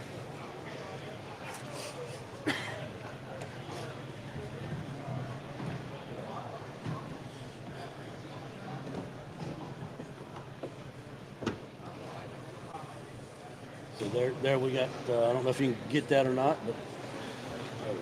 Oh yeah, a lot of room. And then you can also store rods here also. So you got rod storage on top of your tackle, so you could opt to put rod storage here, rod storage on the sides, tackle. You got a lot of storage for different rods. I'm kind of one of these. I like to have my 3 or 4 rods I'm planning to fish that day, so I can kind of stick them right here. Keep them here. Keep my your extras. Yeah, you got your non-boater on the other side. Yeah, you got plenty of room. Absolutely. Good width on your deck space. Very good width, wide boat. I mean, it's very, very difficult to get the wide boat and the high performance. So, so getting a wide boat and getting a high performance boat at the same time. Correct. That's the challenge the industry always had. You got 250 horsepower. I mean, you can go bigger, but to be tournament rated, staying in that 250 horsepower range, you got some limitations there. What are your thoughts on trolling motors? So I'm guessing too, if they go to get a boat with you, they're going to be able to spec this thing out like they want it, build the boat. Absolutely. What are you finding as far as trolling motors with your customers? What are most? Because there's a lot of technology. There's a lot of people in the trolling motor game. What are you finding where people are what are they gravitating to more on the trolling motor side? So generally with the graphs that they pick, I mean, if they're Lowrance oriented, they're going to go Lowrance. If they're Garmin, they're going to go Garmin. Okay. Minn Kota is still heavily popular. I mean, it's very popular. Even Now, there's still some that stay with the basic oil Trex or Ford Trex just Correct. because they know that That's technology. what they know. Yes, correct. But I mean, we sell all of them. And we'll get whatever you want. Right. But we primarily sell Garmin because that seems to be for our area the most popular. Okay. So we're heavy in the Garmin. The Garmin Force that's on here, spectacular trolling motor. They also now have a saltwater version that they've released called the Kraken. Okay. That's been hugely popular. We've done a lot of rig outs, not on bass boats, but on saltwater boats. No, with the it's good. Kraken. Yeah. So those are awesome trolling motors. Good. Another feature on this boat, real quick, not to jump you off electronics, No, you're good. but I'm You're going good. to show you here on the live wells. These are fully separate live wells. Okay. So they're separate systems, Great separate idea. pumping systems. Separate pumping systems, which is great too, because if you do have one go down, you're not dead in the water. You're Correct. still going to have a secondary. Absolutely. So full separate live wells. You can see now the marine mat that they have. This is a heavier duty marine mat than most are using these days. It's really nice. I mean, it cleans easy. When you're out in the water and you got water coming in the boat, I mean, it's drying quick and easy. Really, really nice product. Heavy duty. Got a little storage area here, so you can put if you got a co-angler and want to put some gear in there.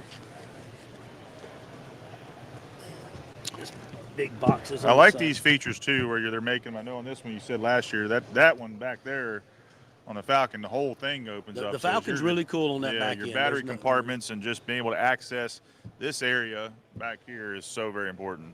We have a question online. I think TD62 asks, what trolling motor comes standard on this, and what outboard, or do you have outboard choices? So on the Camus, you do have choices if you order a boat.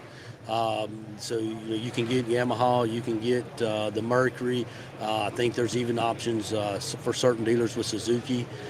You can get those from the factory like that. You also have options to order it with a Humminbird rig out, or a Lowrance rig out, or a Garmin rig out. So you can do that, or you can order it blank and install your own. But you have all the options. Okay, this particular boat here is a Mercury. We've got it rigged Mercury and we've got it rigged Garmin. But those options, you have those options from the factory to get whatever you want. Awesome. And then guys, I need a mic going. And then guys, online, just keep the questions coming. I got my backup phone up so we can get all the questions answered by all these wonderful vendors here at the expo. We got a little bit of. So this one is in the back here. They come with the setup for the switches now. So you got switches. We got a little bit of stuff in here from the show, so apologize for that. We have to bring a few extra gear. You're fine. But come standard with the AGM battery, switches, on-off switches. Pretty neat setup so that you can turn your trolling motor on and off, turn your graphs on and off. Yeah, that accessibility is very important. With a slam latch on the back, which is really handy. You don't have to reach over and try to undo that. Nice clean boat.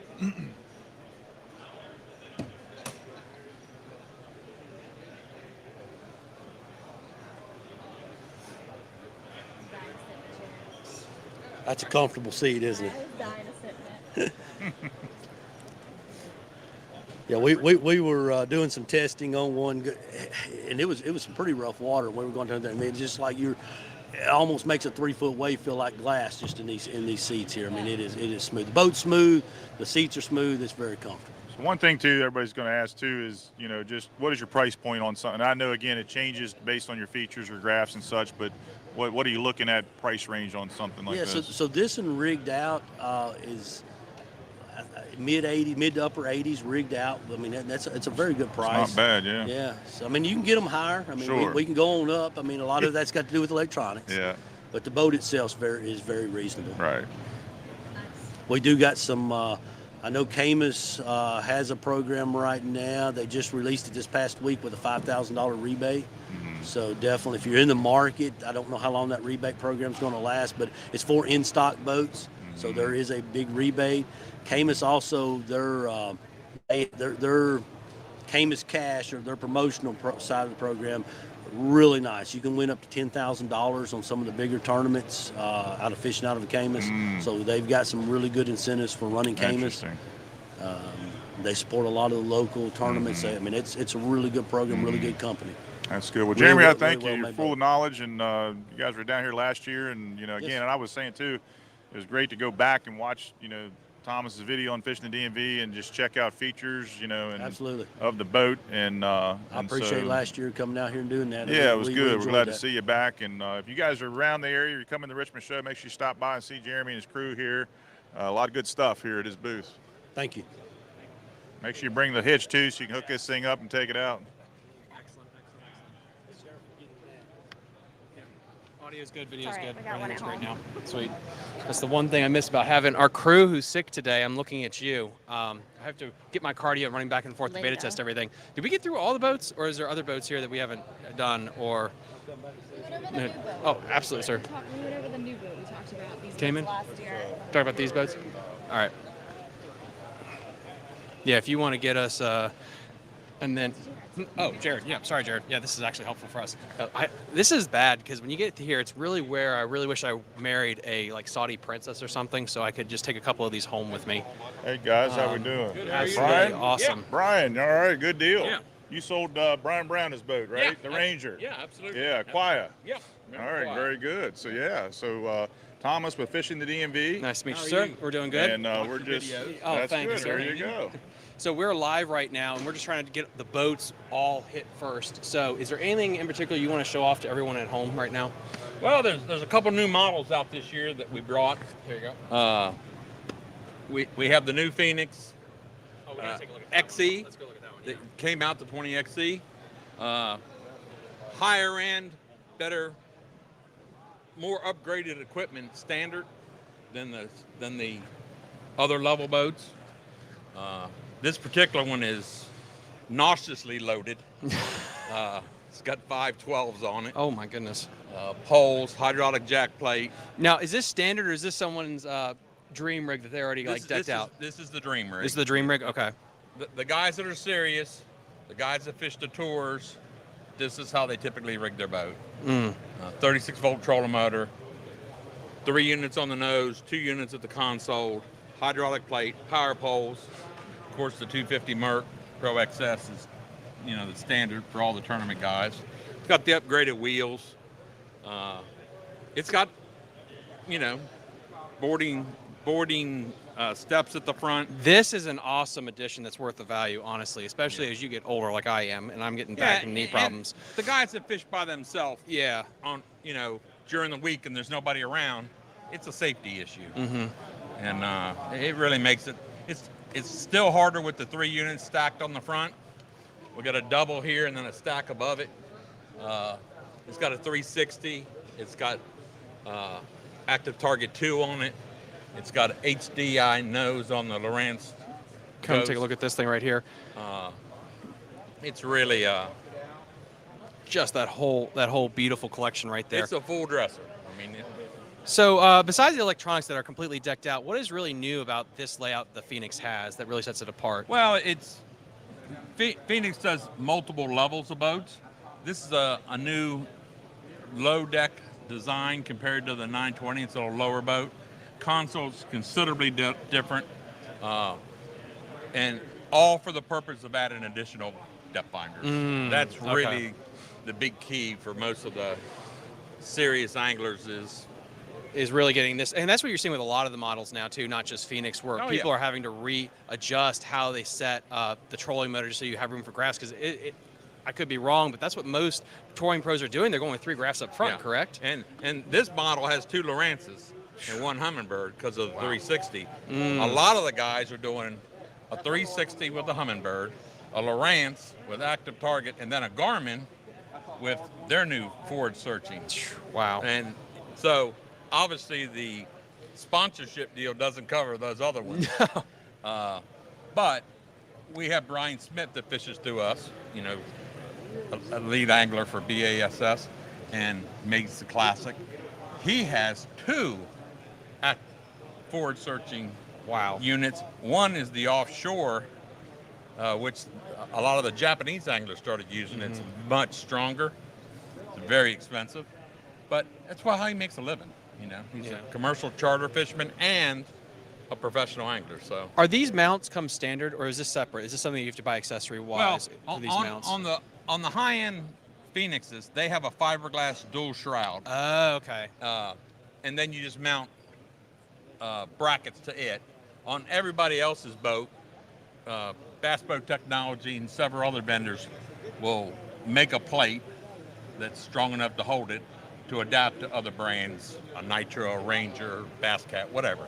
And I really want to touch on this because, you know, I have a Ranger boat that was made during the Cold War, and the area up here is really tight, and so when you try to put multiple graphs, it's hard. And I think this is the one big difference when people talk to me about the newer boats is you have space available to customize. The boats nowadays are definitely about customizing for each angler's specific needs. You see this at the bow, you see this at the console, and I really do like with the newer boats, you have space to add as many graphs as you want.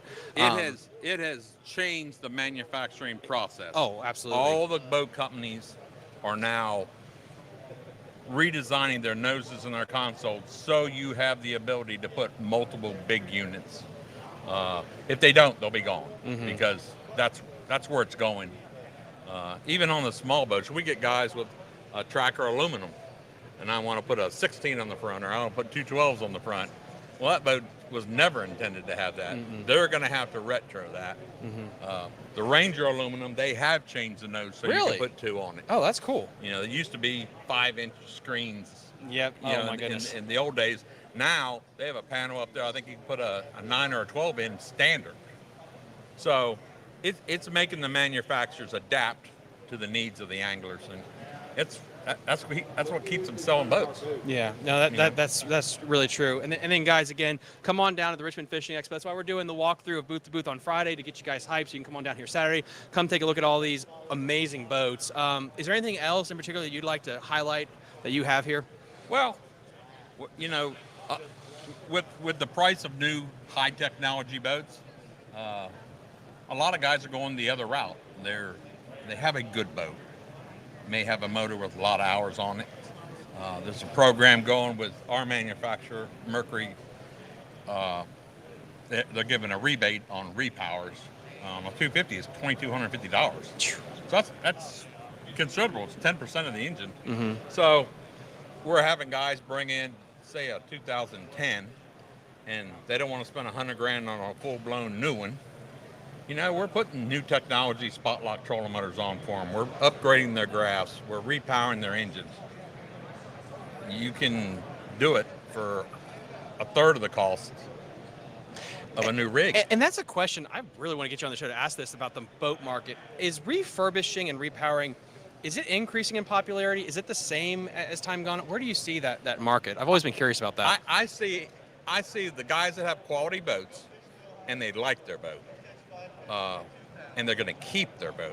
To me, that's the key. If you're going to keep your boat, you can do the refurbish, the upgrades, and keep fishing out of a boat you love that you've already paid for. So your outlay is so much less.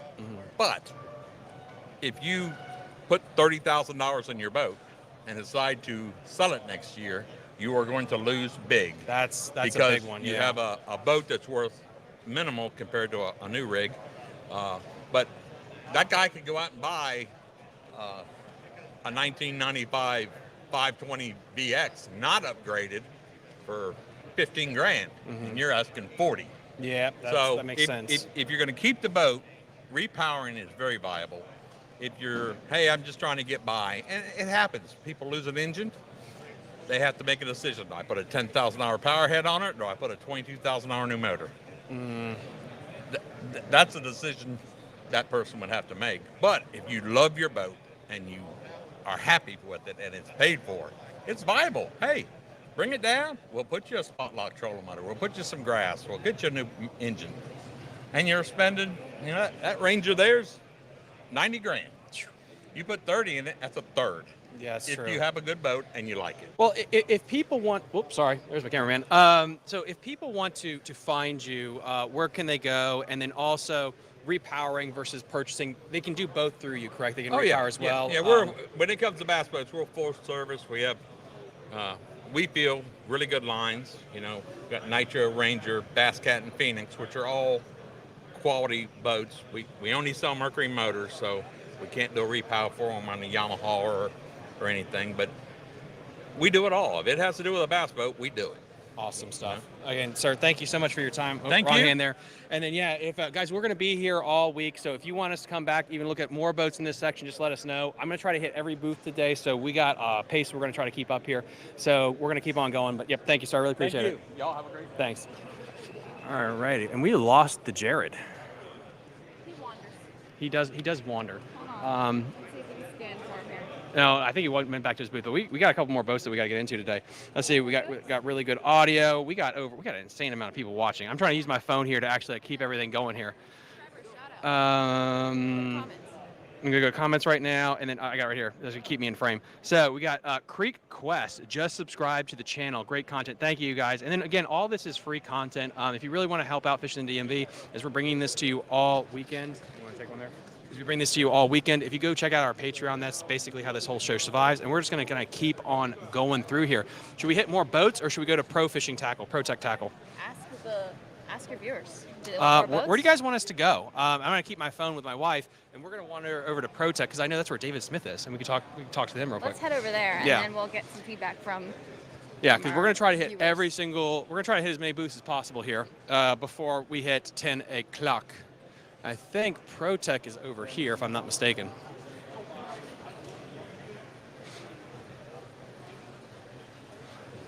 As I'm looking for David Smith. Boy, this guy's busy as heck. He's busy. This guy's busy. We got a cool section right over here. Ooh. What do you think? Oh, wow. STC. These are some really cool STC spinnerbaits. Yeah, I'm sorry. You get a wide shot right there. I did. Well, hopefully we'll find somebody here. Hey, Fishing the DMV. Hi, nice to see you. We're live streaming this home event. Would you like to talk about your booth? Absolutely. You got a mic real quick? Yep. Here we go. All right, if you could just introduce yourself to the audience at home and what we got going on here. Yes, I'm John Stigler. I'm with Snagler Tackle. I'm a Susquehanna River fishing guide. I make all custom spinnerbaits, soft plastics. I'm mainly around river smallmouth, and everything's custom made. So it's and suited toward that smallmouth fishing. Here with Ken Trail, who's a guide on the New River.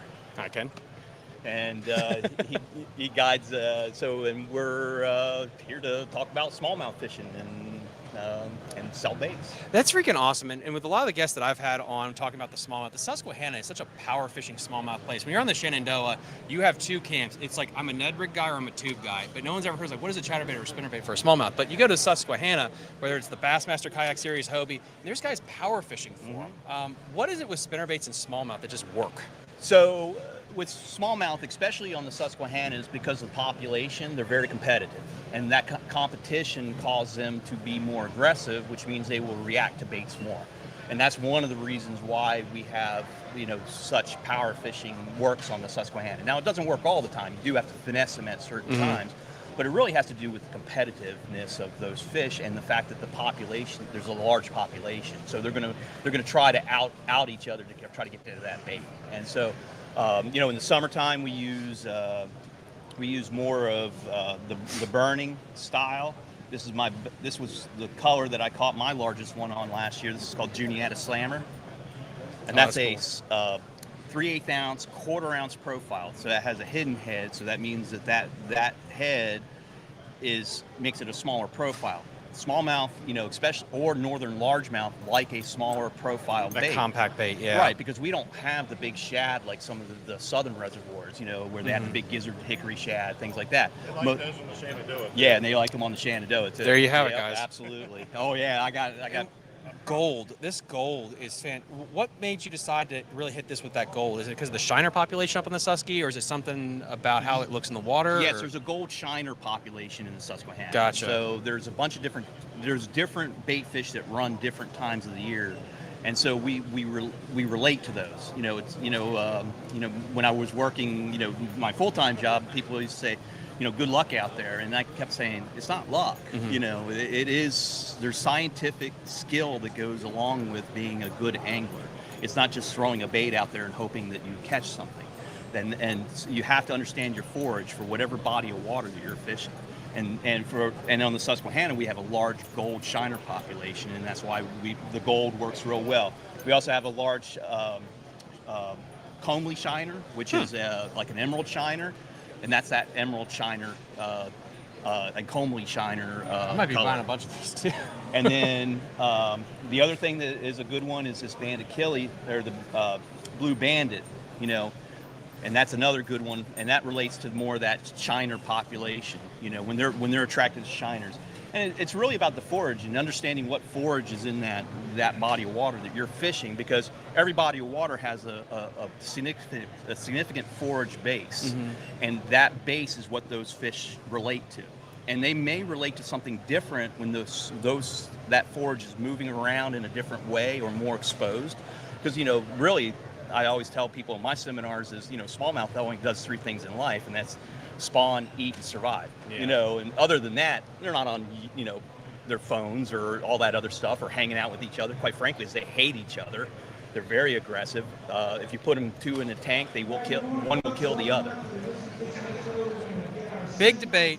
Trailer hook or a trailer or nothing on a spinnerbait. I feel like when I was younger, they always told me in high school, like, always keep a trailer hook just in case, because you don't know what's smacking. It could be a perch or a 5-pounder. Where are you on that camp? Okay, so great question. I'm gonna have to get his thoughts on that too. Great question. When you're burning them in clear, warm water, no trailer, no grub, no nothing. I call it fishing it naked. And the reason you do that is because in clear water, you want that real small profile, but that's really what that forage looks like. As the water gets colder and dirtier, you're slowing your retrieve down. So now those fish are not sight fishing like they would in clear water. They are now fishing based on vibration. No different than a largemouth.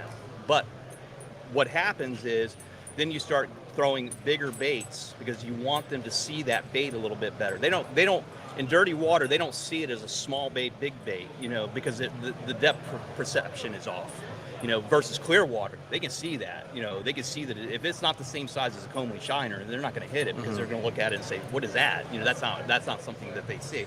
But in dirtier water, you want them to see that bait more, because as they feel that vibration and they feel it and they're going, where's it at? And they're hunting and they're tracking it. As soon as they hit it, that's when they get that burst of energy to attack it.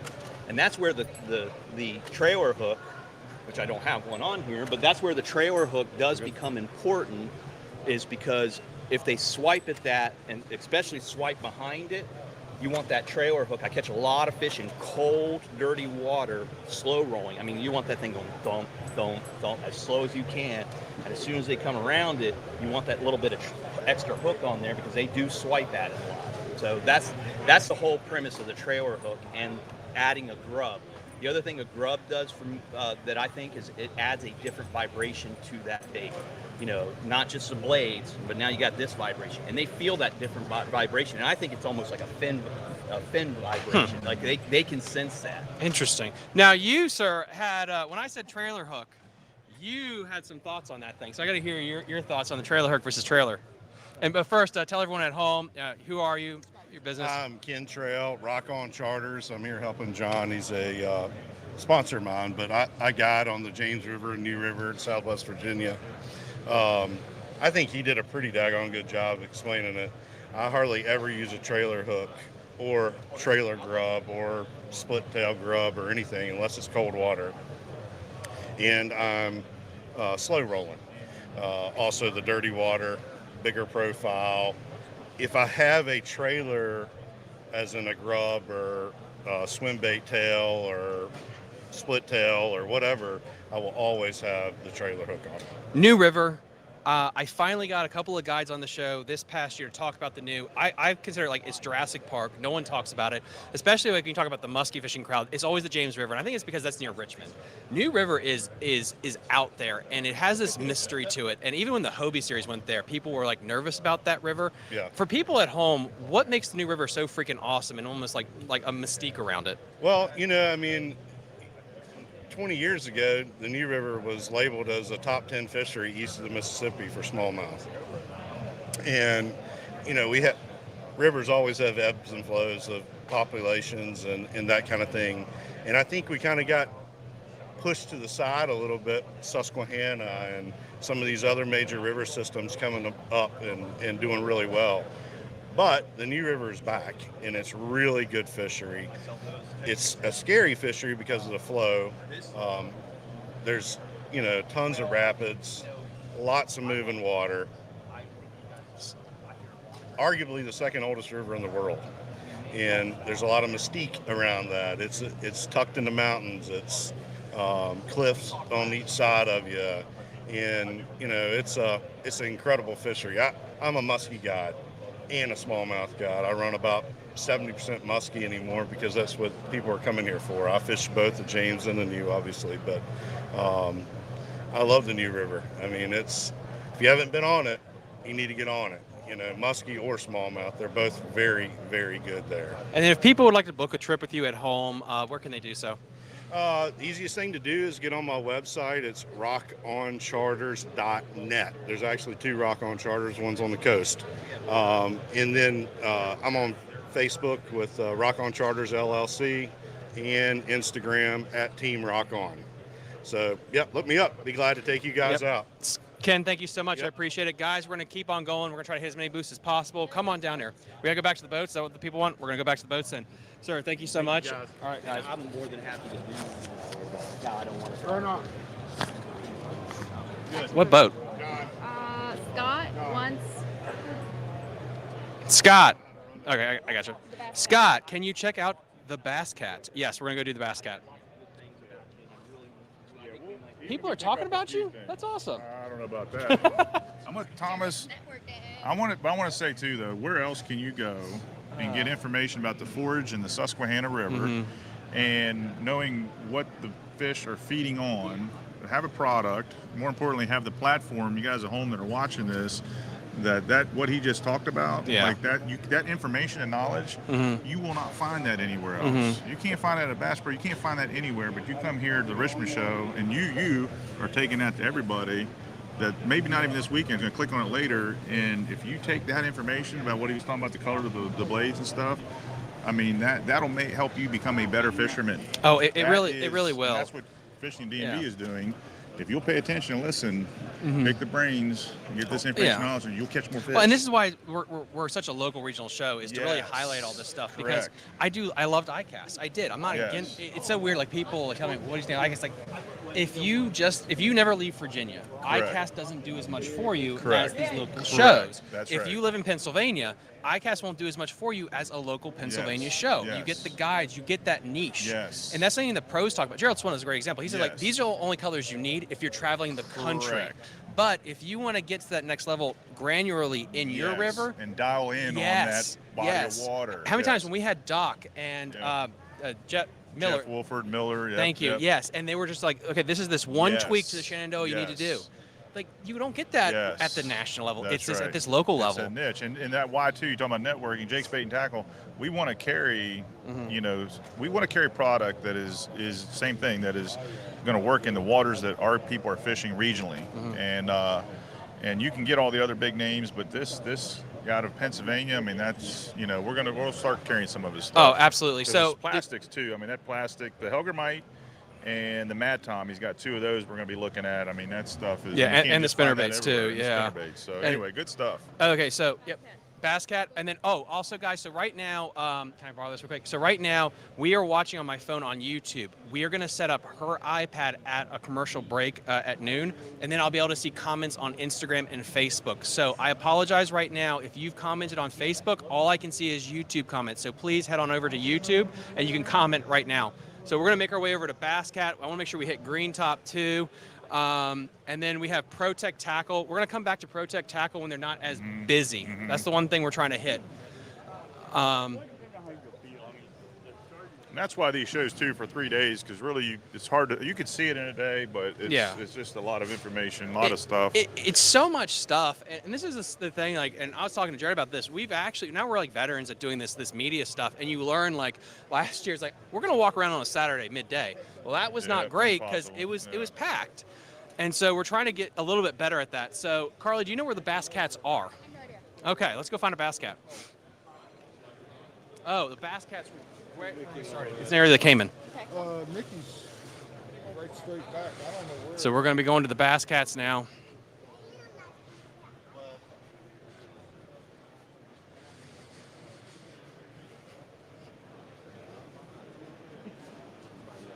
Now, this is something I want to know, is people want to see the Bass Cat because Milliken just switched to the Bass Cat brand. That might be a thing. That drives it a lot of times. That does drive it a lot of times. I think this is the new Bass Cat. I have no idea which model this is because I do not have one.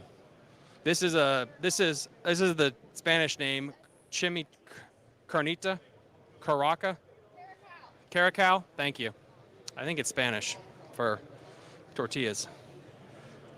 Really beautiful boat.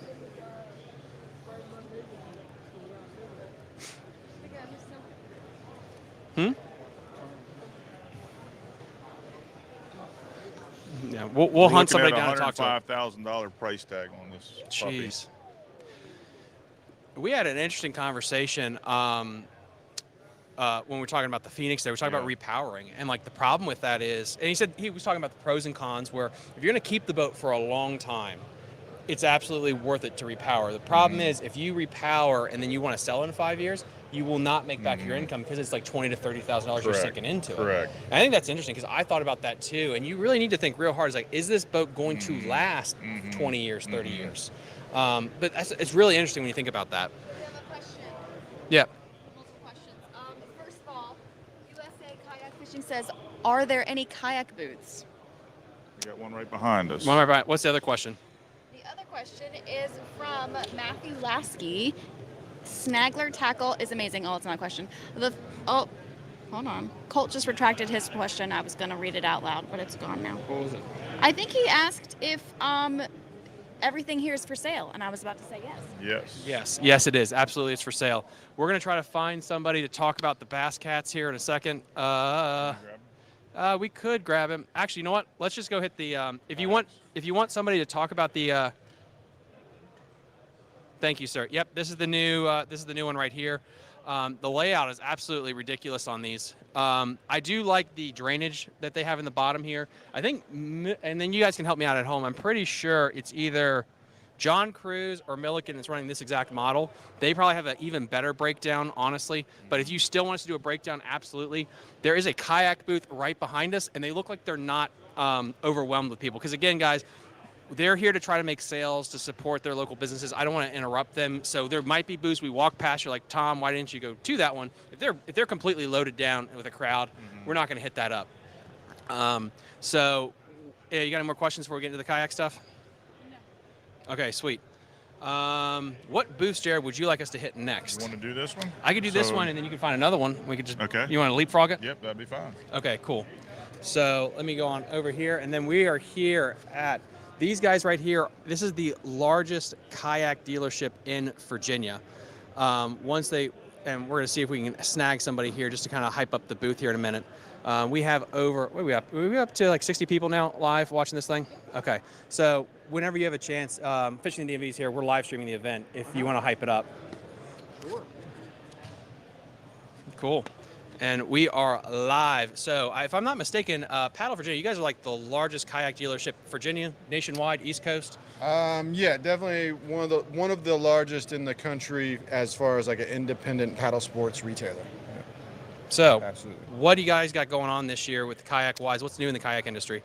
Well, fishing kayaks are always a hot commodity, and we've got a big lineup of everything from paddle to pedal to motor. We've got the Old Town Autopilot, which has spot lock technology, so you can lock in on your spot, fish it hard. We've also got the Old Town ePDL, which is brand new this year. It is like an electric bike. That's cool. Kayaking. And so this thing's fresh off the ovens and will be in store at our shop here within the next 2 weeks for sale. We are pre-selling them at a special show discount of 10% off.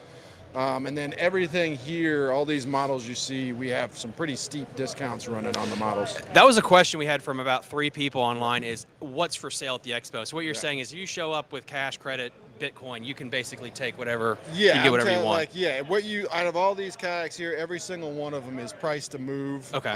We went aggressive this year to try and give some people some savings. So yeah, show up at the expo and we'll hook you up. Right on. And then, so last year, what was your best moving kayak? The one that you're able to move. What was like the flavor last year? You know, it's a mix, right? Like there's nice little paddlecraft like the Tarpon, which always moves well. This year it's got a nice 4-screen with a blaze orange accent, so that's always a popular model. We've got the single Discovery 119 from Old Town, which is a little single canoe, single seater down there, which was a hot mover last year. And then the Hobie models, which we traditionally discount at the show because it's not really something you can discount during the year, is also hot movers. And then one thing, there's a big surge in just creek fishing kayaks, and special creek fishing kayaks or river kayaks. Is there any particular, if somebody was just, I'm on the Upper Shenandoah, the Susquehanna, you know, what would you recommend them get per se? Well, you know, I mean, there's a lot of factors to play there, but like we've got the New Canoe Frontier, which has a 360 swivel seat on it. Is a good craft. We got to put a symbol of the seat here, but the Frontier 12 is a good model. It's big and wide. When we mount the seat, it's a 360 swivel seat, so that's a good option. You know, in reality, also, if you wanted to go big, like if you were going a bigger river, the NAR is one possibility from Jackson, because the prop for the pedal drive, as you hit stuff, the prop just bumps its way up and continues to operate. Okay, that's a really good call. So unlike other props, which you have to pull up constantly if you're coming in shallow, this prop will incrementally bump its way all the way up as it hits stuff and can remain pedaling. That is such a fantastic little hack to be able to have that as well. And I really do like these rod tubes, honestly, especially when you're fishing the river. Yeah, that's the other thing. If you're coming in shallow to something and then maybe you're near the shore and you got some overhang, you can tuck your rods down in there instead of having them poking up the top. Yeah, because, I mean, you guys have seen, like, when we do, like, the creek fishing and stuff, being able to not have 50 rods straight up like flagpoles when you're going under overhangs and stuff is really important. We got 2 comments. What comments we got? Prop Angler says Vince is the man. And then we've got USA Kayak Fishing says New Canoe is a beast. Yeah. Now, when it comes to rigging... Well, I appreciate the shout out. Now, when it comes to rigging, it's becoming like bass boats where you can get so many accessories and everything. Is that something that you guys will actually help them with if people want to throw a torpedo on there, or do you guys sell torpedoes? We do some rigging. We've got Big Al Quinlan at the shop, who most folks know because he's been there for decades and is our sort of resident repair rigging guy.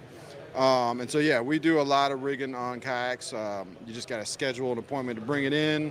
Let us know what you want. You may have to leave it with us and then come pick it up once we get done.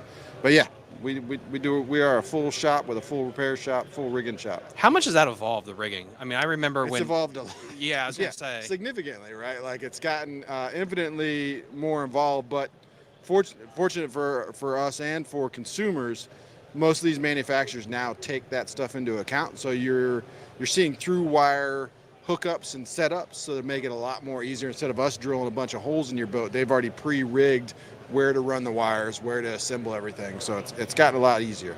One person on Instagram wanted to check to see if you had the new Hobie pedal drive system in place. If you didn't, if you could just talk about it. The new Hobie, it's the new Hobie 360 XR. Red one? Yep, right there? Red one there. Yep.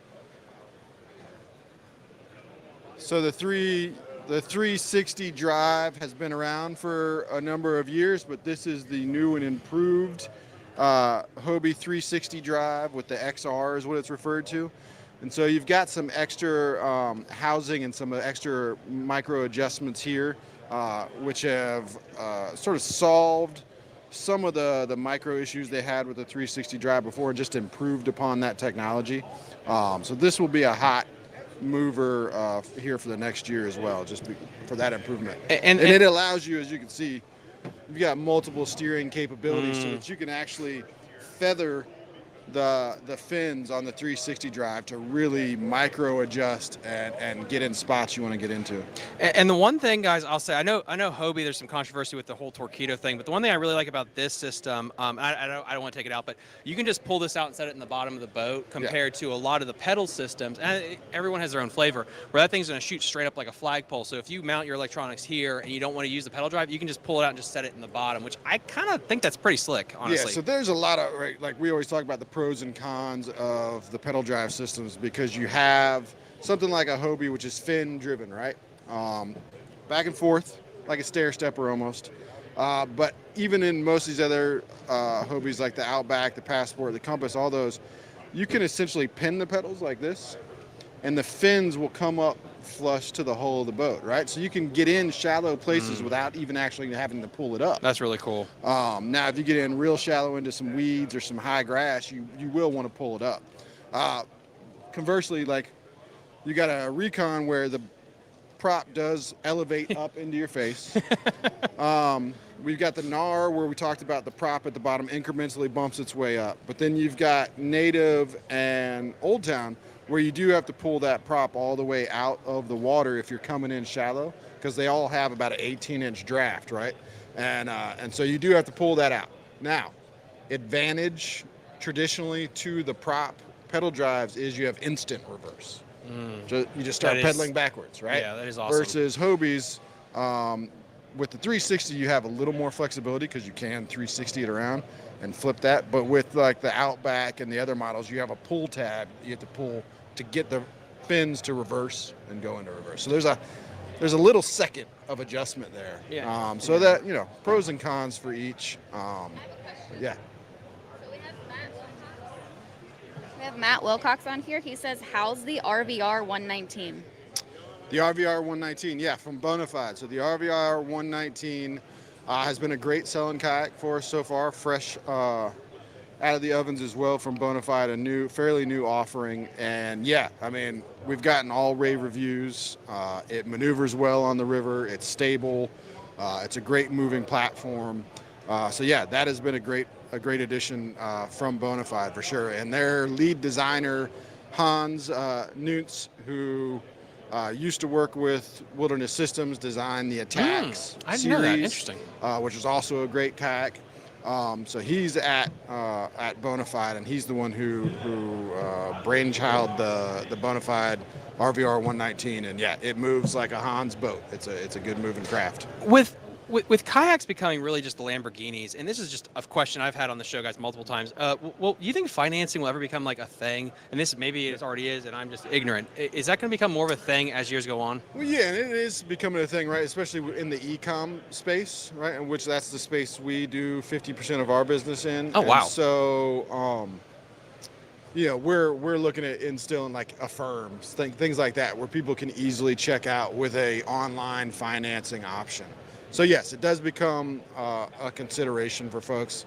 I've been doing a little like sort of market research for myself, like buying things through those systems just to see which ones are more seamless, which ones integrate better with what we want to do, so that when I make the decision, pull the trigger on installing one in our e-com site, that our customers will have a seamless transition to that. So yeah, it is continuing to become a thing.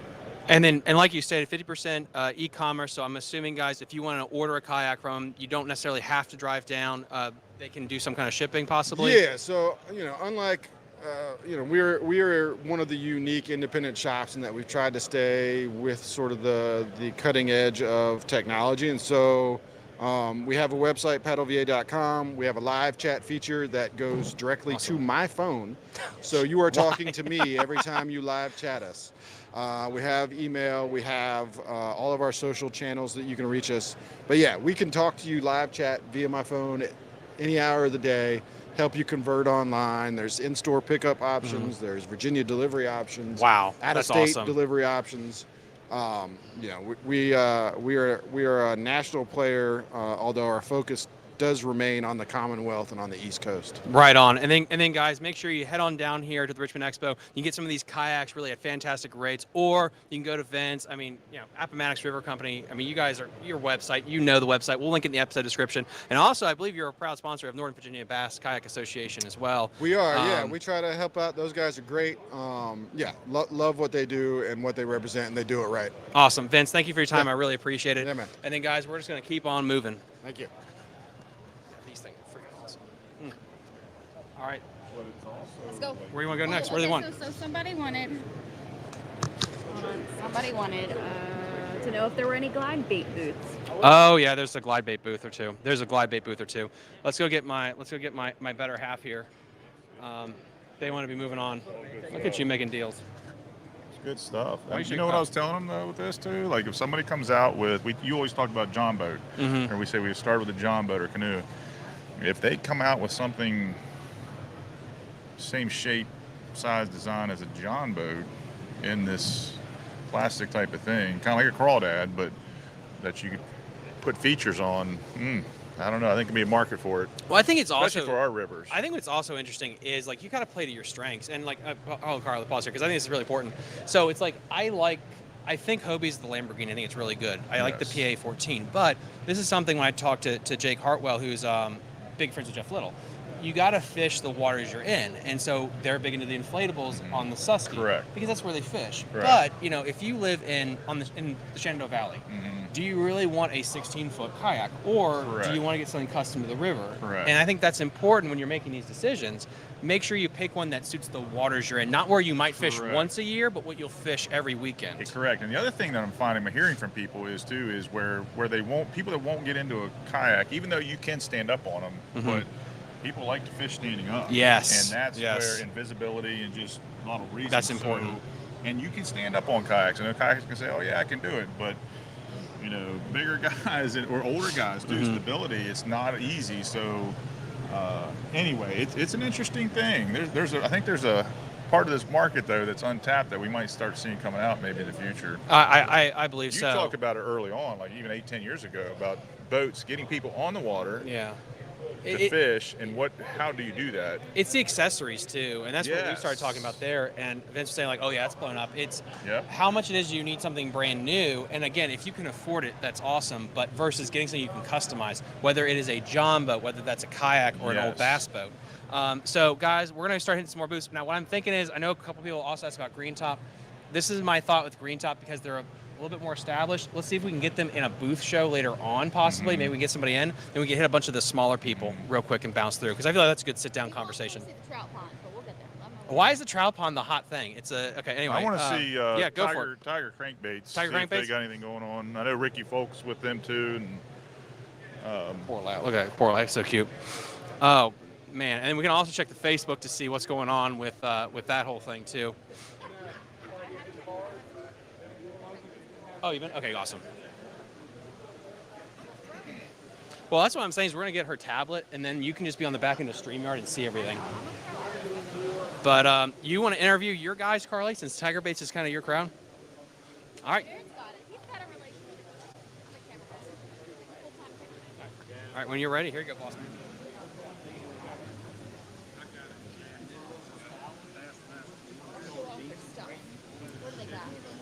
Hey guys, we're here at Tiger Crankbaits. They're out of the Richmond area, custom painting. They're doing a great job. Carly's going around now and checking out their product. We are carrying this product now at Jake's Bait and Tackle, so you'll find some of their product there at Jake's. Really good paint job. I'm here with Ricky also, Ricky Folk.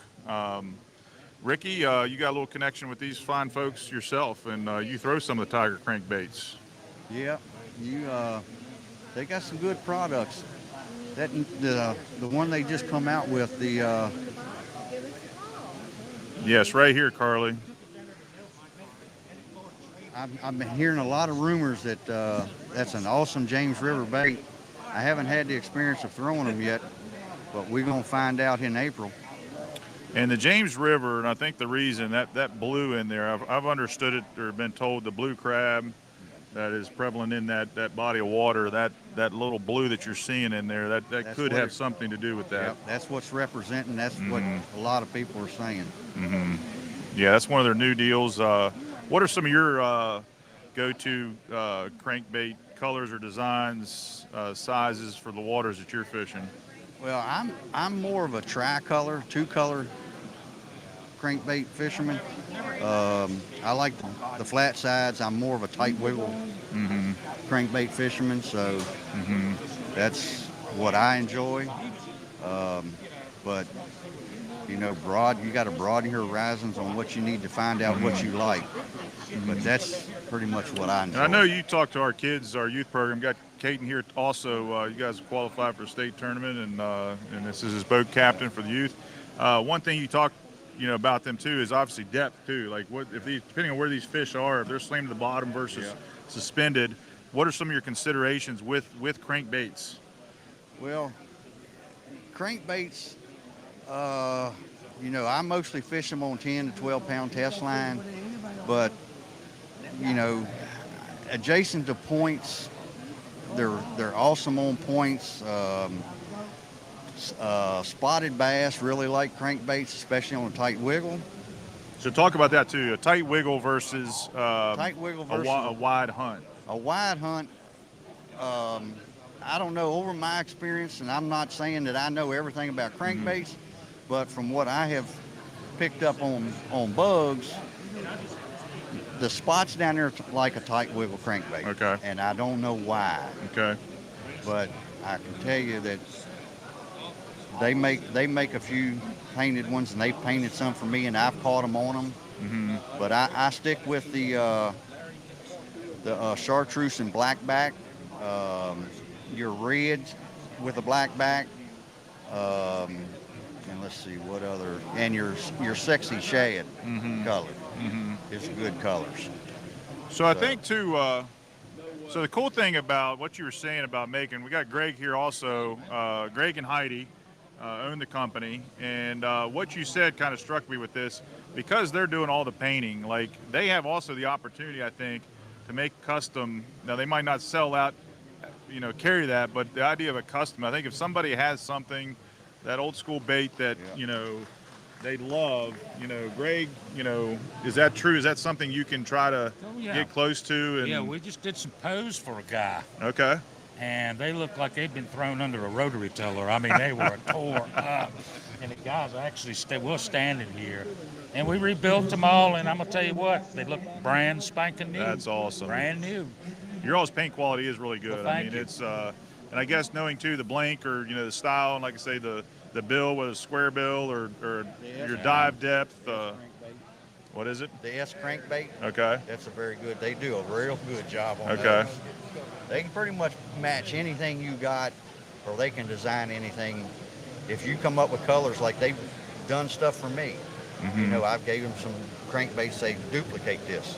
What's the best way for them to reach out to you? Email or email, Facebook, or you can call us at 804-338-0433. That's Tiger Crankbaits.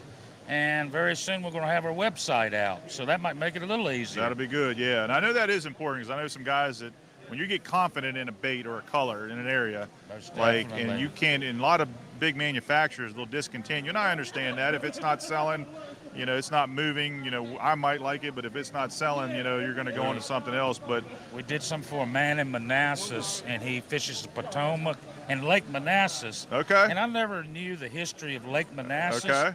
Until I looked at this show they got on called Fishing the DMV. Yeah. And then I learned a little bit about Lake Manassas. There you go. And love it. He got us to paint 30 of them. Wow. We do have a question to follow up on that. Billy Coles wants to know, what's the price point on painting? Price points is usually a general rule. If it's nothing really, really intricate, about $15. Sometimes your shad stuff will go a little cheaper. Then if we really, really got to get into it, you're about 20 to 25. Of course, swim baits are a little more, but that'll give you a good general idea. Now, I'm going to tell you too, Billy Coles, he can get her done on the Smith Mountain Lake. Yes, and indeed. so, and that idea of the forage too, just like we were talking about this this bait right here. I mean, how did that color scheme come to be for the James River? The color scheme was when I used to fish redmans and all that stuff, and I've been going on the river. One day I was working on the duck blind. Okay. In the fall, and the river's just full of crabs. Yes. Just full of crabs. And I said, we used to throw blue stuff to imitate a crab. And Yeah. I said, why don't I paint a bait that looks like a crab? There you go. And I ruined a lot of baits messing with that because I didn't quite like it. And then finally I got it, and a friend of ours, I said, here's a couple of these. He said, well, I'm going to the Appomattox this evening. He said, and he called us, he said, Greg, literally the third cast. Bam. Boom. Yeah. Fifth cast, he said he had one. It was stripping the drag. Wow. And he said he lost it. And then he came back. We were at a sporting goods store, and he bought 5 more of them. Wow. That we had, and they've gotten out now. We've got a guy in Louisiana catches redfish with them down in Venice. That's our boy Ricky here has been down there. Yeah, You've been catching some good Yeah, reds. there's some good reds down there. Yeah, probably Justin Heimel, or I don't know who it was, but yeah, these guys do some good work. I'm telling you, they really know what they're doing. We've said too, again, common theme is you're talking about the James, you're talking about specific bodies of water where you're making the bait based on the forage in that body of water. And these local folks, you're fishing the James, you're fishing these, the Rappahannock, I'm sure it's going to work there too, these different bodies of water where if you'll buy from you, it's nothing against the other ones, but you're gonna, that bait was designed, that color was designed for a reason, and that reason was what they're eating in that body of water. And that, go ahead. That, and you need to check out they haven't showed a lot of it yet, but they got a really good looking blueback herring. Do you want to show it now, or do you want to, now's the time to show it. Everybody's going to get a chance to see it. So, and that's the cool thing. I'm glad you brought that up, Ricky. Thomas, you're getting really good information here, right here. For that's the freaking fishing awesome. DMV. How much battery left do we got on the phone? Because I was going to get you another battery. All right, we can grab another battery here. Yeah. No. There we go. Cool. All right. What do we guys? We've got another one being shown here. We got a reveal on a bait color. Here you go. Wow.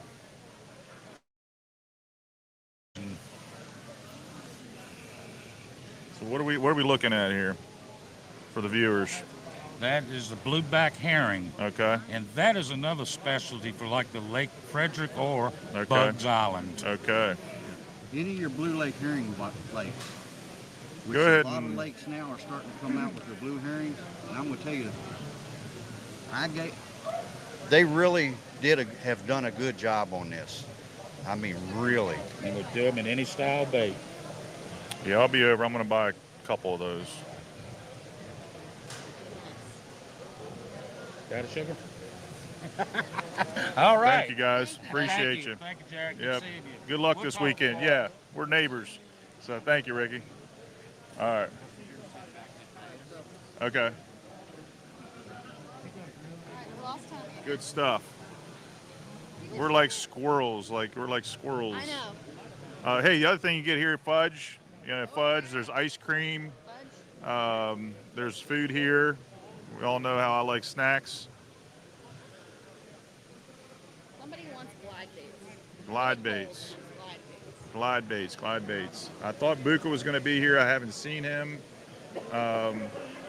Let's come on down here and I'm trying to think.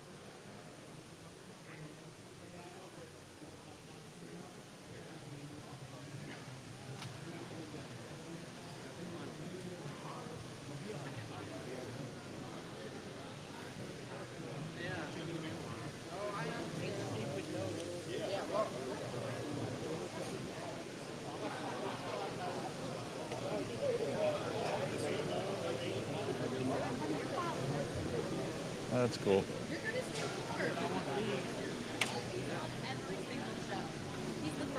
Is that right? Where was he at? I just realized. You want to go talk to him? Go say hi, get him on the show? Yeah. Is he still there? Because, yeah, you got these Patreons, and Thomas got his new Patreon thing here. All right, we're coming back Hey, to sir. Jared Mounts. What's your name? David Williams. David. So you're a big supporter of fishing the DMV. Absolutely. Well, how so? Why? Well, I've just been following him on YouTube. I love Yeah. all his content, and that it's focused on pretty much Virginia. That's cool. And he talks about everywhere that we fish. Yes. And Thomas is the man. That is awesome. Thomas is the man. I've seen YouTube. Yeah, no, but it's Jared, good. right? No, yes, sir. The thing, and that's a common theme we've been talking about. We go around, like each person we talk to, these bait manufacturers, to your point, that was Thomas's, one of his original goals was, anybody, you can go on YouTube and see all the big names and everything, but we're all about local, and at Jake's Bait and Tackle we're the same way. Like it's what can you find local information, knowledge that can help you catch more fish, bigger fish on your body of water, and that there is nobody else is doing it. So Thomas is the man because he's tapping into the local angler and giving us the information, and it's really cool. So he does that very well. Does it very well. Where are you from? Mechanicsville, Virginia. Oh, very good. Mechanics. What bodies of water are you fishing? Usually the Lower James, Chickahominy, Okay. Pamunkey, Mattapani, Nice. Potomac. What are your thoughts on the Chickahominy? How long have you been fishing the Chick?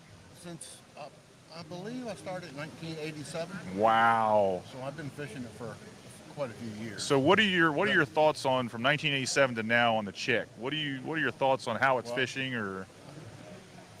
I think the quality of fish are better now. Okay. But quantity, it was really good back in the late 80s, 90s. Okay. And then it went through a downturn Yes. for a while. But now it seems to be coming back. Okay. That's interesting. And I love talking to, I don't mean to call you an old timer, but people that have had some experience. I haven't been fishing it that long. So here's the man himself. Dude, okay. Yes. Guys, right here is the legend. If you've ever watched Fishing the DMV, you probably know who this guy is. Why don't you introduce yourself to the audience? I'm David. Oh, you already did? Okay. See, I'm out of it right now, guys. If I'm away from her, I get stopped by everybody. So apologize if I disappear from the camera. But Jared answered all the pertinent questions. well, he always does, honestly. He does a great job. So yeah, I love all your podcasts and your shows. Thank you, sir. And I told him it's because it's about the Virginia waters. Mhm. So I learn a lot about places that I've, like the Susquehanna and, the Upper James and stuff, which I hardly ever fish. But I learn a lot about all those bodies of water. What would you like us to cover next? There's so many neat little things like Neely Henry, not Neely Henry, that's the wrong place. Philpott, thank you. Philpott was interesting. Like I didn't know existed until I got started the show. Is there any other places like that you'd like us to cover? Well, something that I've always bugged you about, and you keep telling me you're going to do it. But I want to see some tournament coverage from you.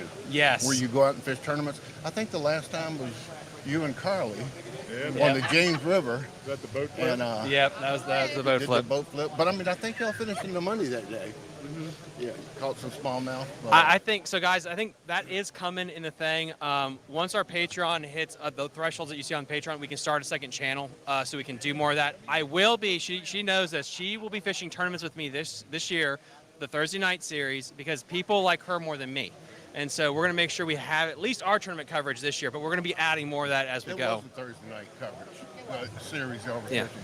And then your last one, I guess, is maybe Will Nash on Bugs Island? Yes. Was that your last one? Yes, it was. And that was good, too. I fished Bugs Island since 1988. So I've seen it come. It was really good back in the 90s. And then it just, I guess, the largemouth virus or whatever. Yeah, killed it off. But I think it's coming back now. It is. The problem I have is there's a lot of spots in there now. Which Gaston, back in the heyday, Gaston used to be very good. But now it's, my goodness, last time I fished a tournament there, I think we caught 25 spots. Wow. All just little dingy things that ended up weighing about 10 pounds. That's insane. But, yeah, Bugs Island's where I cut my teeth. That, the Chickahominy River. The Chick. We need to cover that more. Chick and Chick Lake, yeah. I would like to hear more about the Chickahominy River. Dude, I mean... And the Lower James. You cover a lot about the smallmouth and the Upper James, but the Lower James, it's a good fishery, too. Yeah, if you're listening right now, if there's a guide down there or a local that just wants to come on and talk about it, I greatly appreciate that. Because, that's the biggest thing about the show. It's predicated, like, you don't necessarily always want to hear me talk about something I don't know about. So if you want to come on and talk about it, feel free. Dave, thank you so much. And we'll be by the booth later on to be handing out some prizes and stuff. Thank you. We appreciate your support. Yes, she is. Let's go this way. Billy Coles was asking about, that was really cool, Thomas. Billy Coles was asking about glide baits. Let's go over here to Phony Frogs. Sounds good. Come on, follow me. And where's Buka? Thomas, this next booth here, these guys are, you talk about the Chick too, Chick Lake. These 10-pound bass you're going to see comes from this group right here. You're going to see pictures. She's going to be able to go in here. You've talked to him last year. Again, this is specific. Billy Coles asked a question about glide baits. This is probably the guru on it. And then we're going to pass it over to Jared.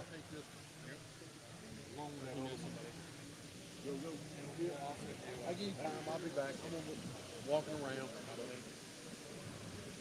I need to give another battery.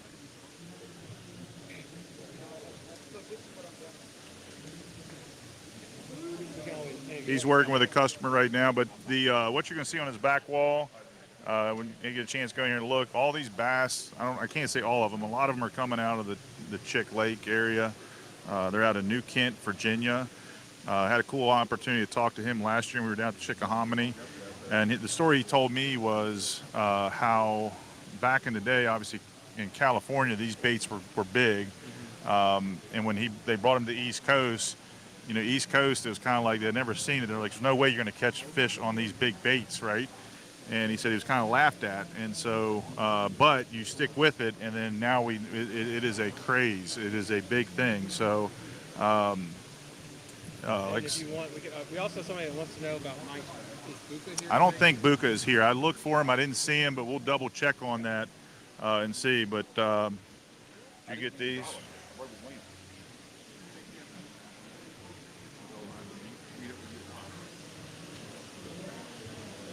You have a quick second?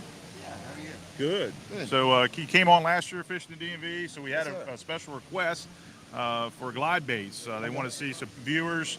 They see us walking around, and this was a request, so I thought, this is the place to be. How long have you been doing? You're at New Kent, Virginia. Yes, sir. And you've been with Phony Frog for how long now? Since 2012. 15 years, 2012, and you started it, right? Oh yeah. And you were telling me the story. I don't know if I remember talking to you. We were down at the Chick this last year, and you were telling me a really cool story. I was just talking about that too. How obviously in the West Coast, big craze. When you brought it to the East Coast here, like basically you said you were laughed at. They were saying you're not going to catch fish on this big of a bait, but we come to find out it works. First year, guys were walking by the table and laughing, and I told them all, I said, you're going to see. I said, you'll see more of them coming. And sure enough, by the second year, we definitely had a crowd. I think it definitely caught on. It was like a brush fire from the West Coast to the East Coast. So for specific content, let's say the Chick Lake, Chick River, and then maybe, I don't know if you're familiar with Smith Mountain Lake, what should people be looking for to fish those specific bodies of water? Anything in a natural gizzard color is going to work really good. Smith Mountain, you got a little more clear water. Down here in the Chick, get stained water and clear water. Right now, our water's pretty clear. But like when the water does get stained up, and in the summertime, in spring and summer, when the cypress needs start leaching into the water and we get that stained color in the water, that's when those pinks and the busy bones and all that stuff really shine. It's got a lot of drawing power and they can see it from a long distance. How are you fishing these? Like, what's your setup? Line and rod and... Dedicated swim bait rods. We use F5 rods from Brad Vanderpool. He makes great stuff. Line, we're using 20-pound fluorocarbon or copoly. I like either the Sniper P-line Sniper or the ISO line XXX. I use the ISO line just because I'm swim testing. I'm cutting off constantly. It's cheaper. But yeah, it's basically used a dedicated swim bait setup, dedicated swim bait reels, 20-pound test line, and how are you working these? And I ask these questions because people that still aren't into this yet, like, that information knowledge so very slow. Very slow. I tell people all the time. I have people tell me all the time. They're like, "Oh, well, I like to burn my bait." On glide baits, I've seen hundreds and hundreds and hundreds of fish over 10 pounds caught on these baits. Every single one of them has been on a slow, methodical, almost a dead stop retrieve, where it's just allowing that bait to just really sit in its territory for an extended period of time. What do we have here then? What is this? These are new topwater baits. Okay. If you're familiar, STI, back in the 90s, they used to make the pupfish a long time ago. They've kind of gone out of business. It's one of my favorite topwaters growing up. Like I said, you can't really get them anymore, so I kind of brought it back. and decided to bring it back with some old school colors, old head and colors. And I saw there she had tails. Talk maybe a little bit about your different. What are you looking for on that as far as a style of fins? Yeah. Yeah, the fins, I mean, we try to just match them to the bait, make them look as natural as possible.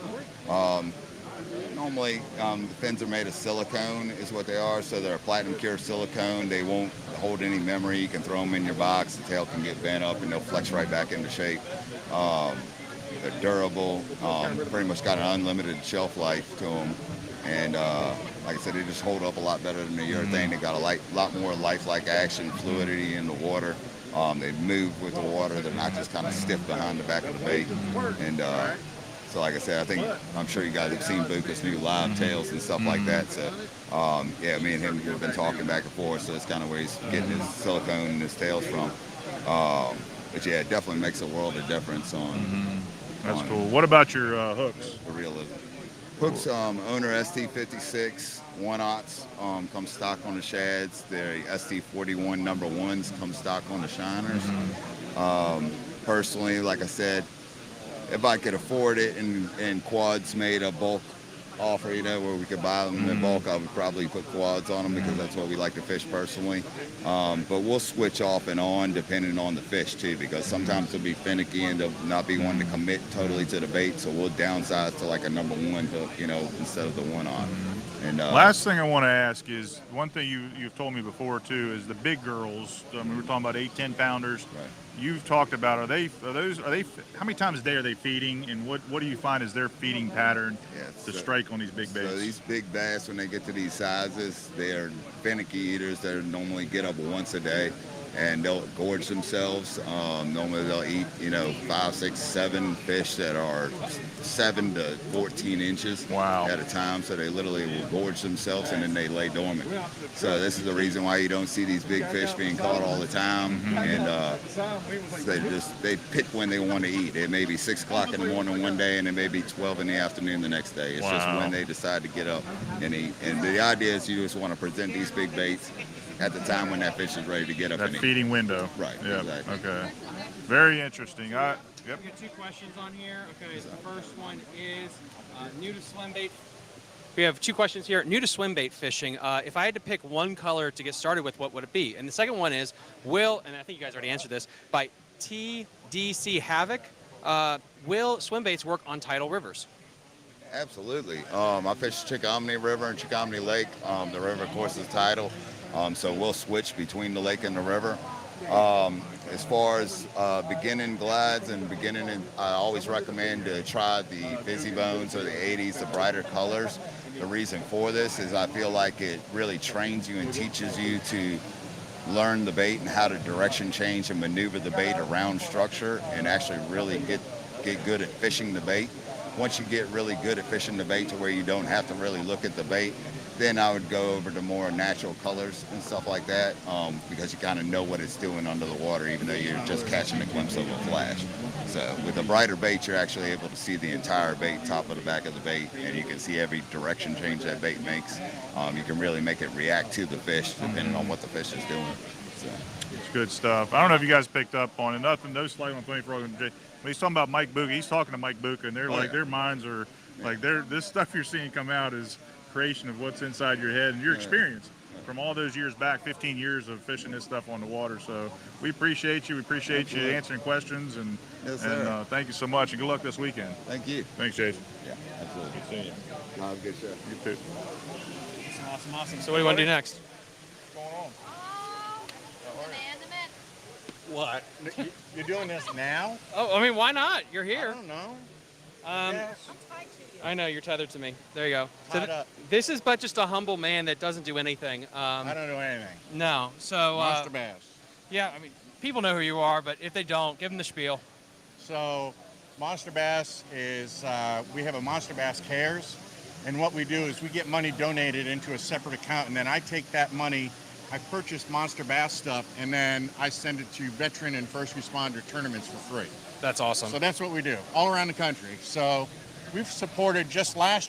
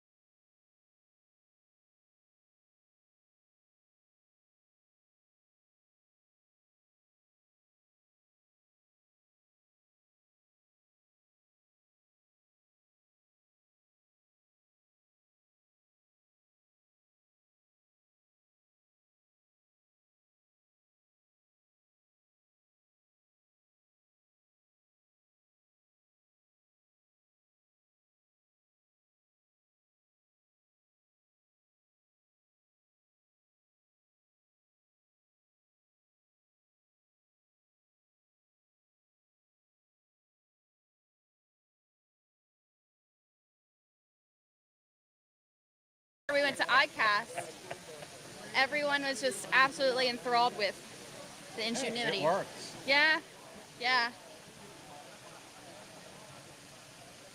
We keep saying we're gonna paint them black, but then nobody's gonna know they're popsicle sticks. So not as Gotta exciting. keep it this way. Right, right. I think. I gotta get you guys. I gotta make you guys a cutting board. Yeah, you make cutting boards. Like what do you mean makes this the cutting? Well, I want to see.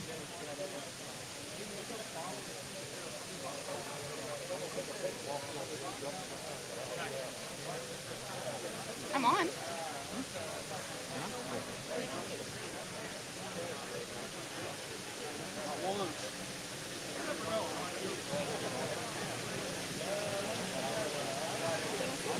That's weird.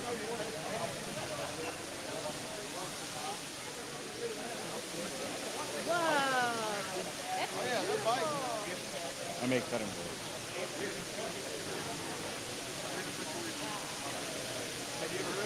Hold them up a little, Ron. Hold them up. Is that the natural color of the wood? Yep. What is the purple color? That's Paduke. Called Paduke.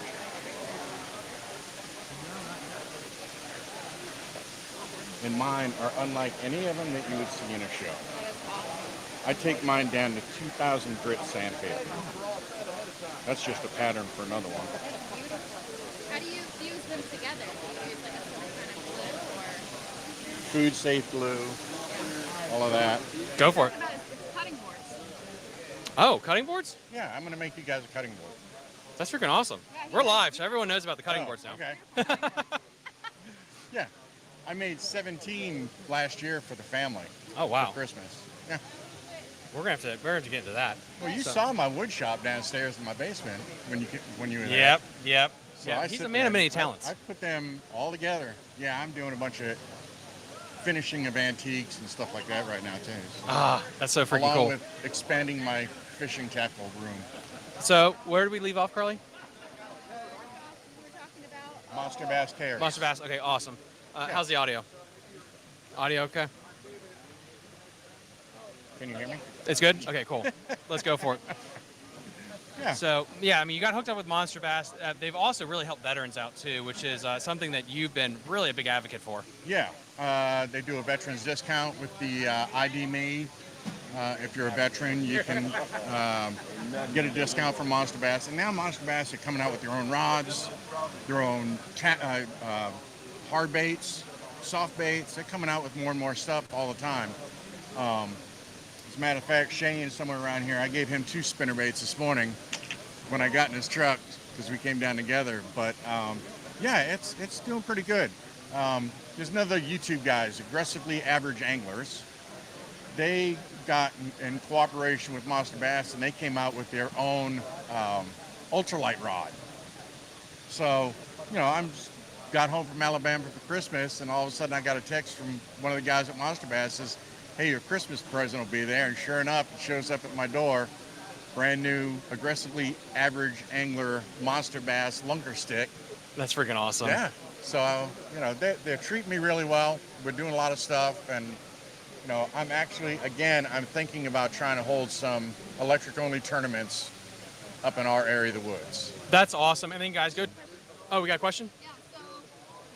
Green Dave 41 says, please restate post name and contact information for the gentleman you're talking with. I'm with the Kayak organization looking to host 1 to 3 charity events this year supporting veterans and first responders. Perfect. So here you go. My name is Marty Lawson.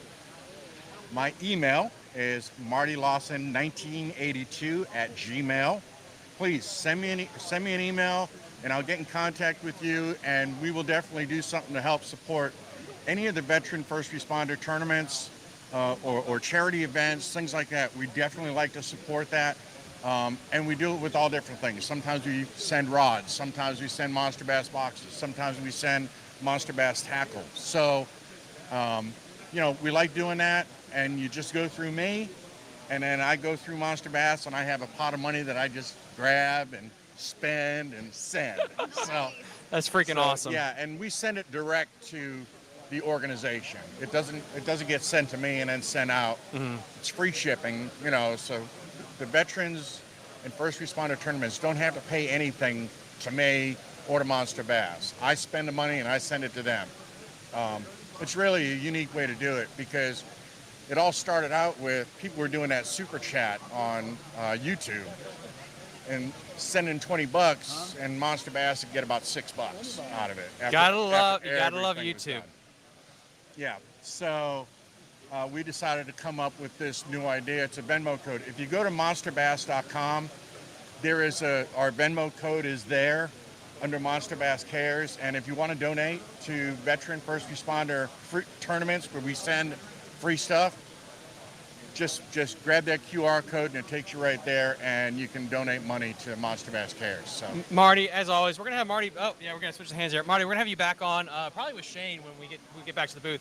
But guys, I mean, we're doing really. How many booths did we hit, Carly? Like 5, 6, 7? Yeah, like 5-ish. And we're gonna keep on going here. We're gonna try to crank out as many booths as possible. Did you find your new boat? Yes, I did, but eventually. Is it as expensive as the one that we talked about? It is. It's and got a lot of.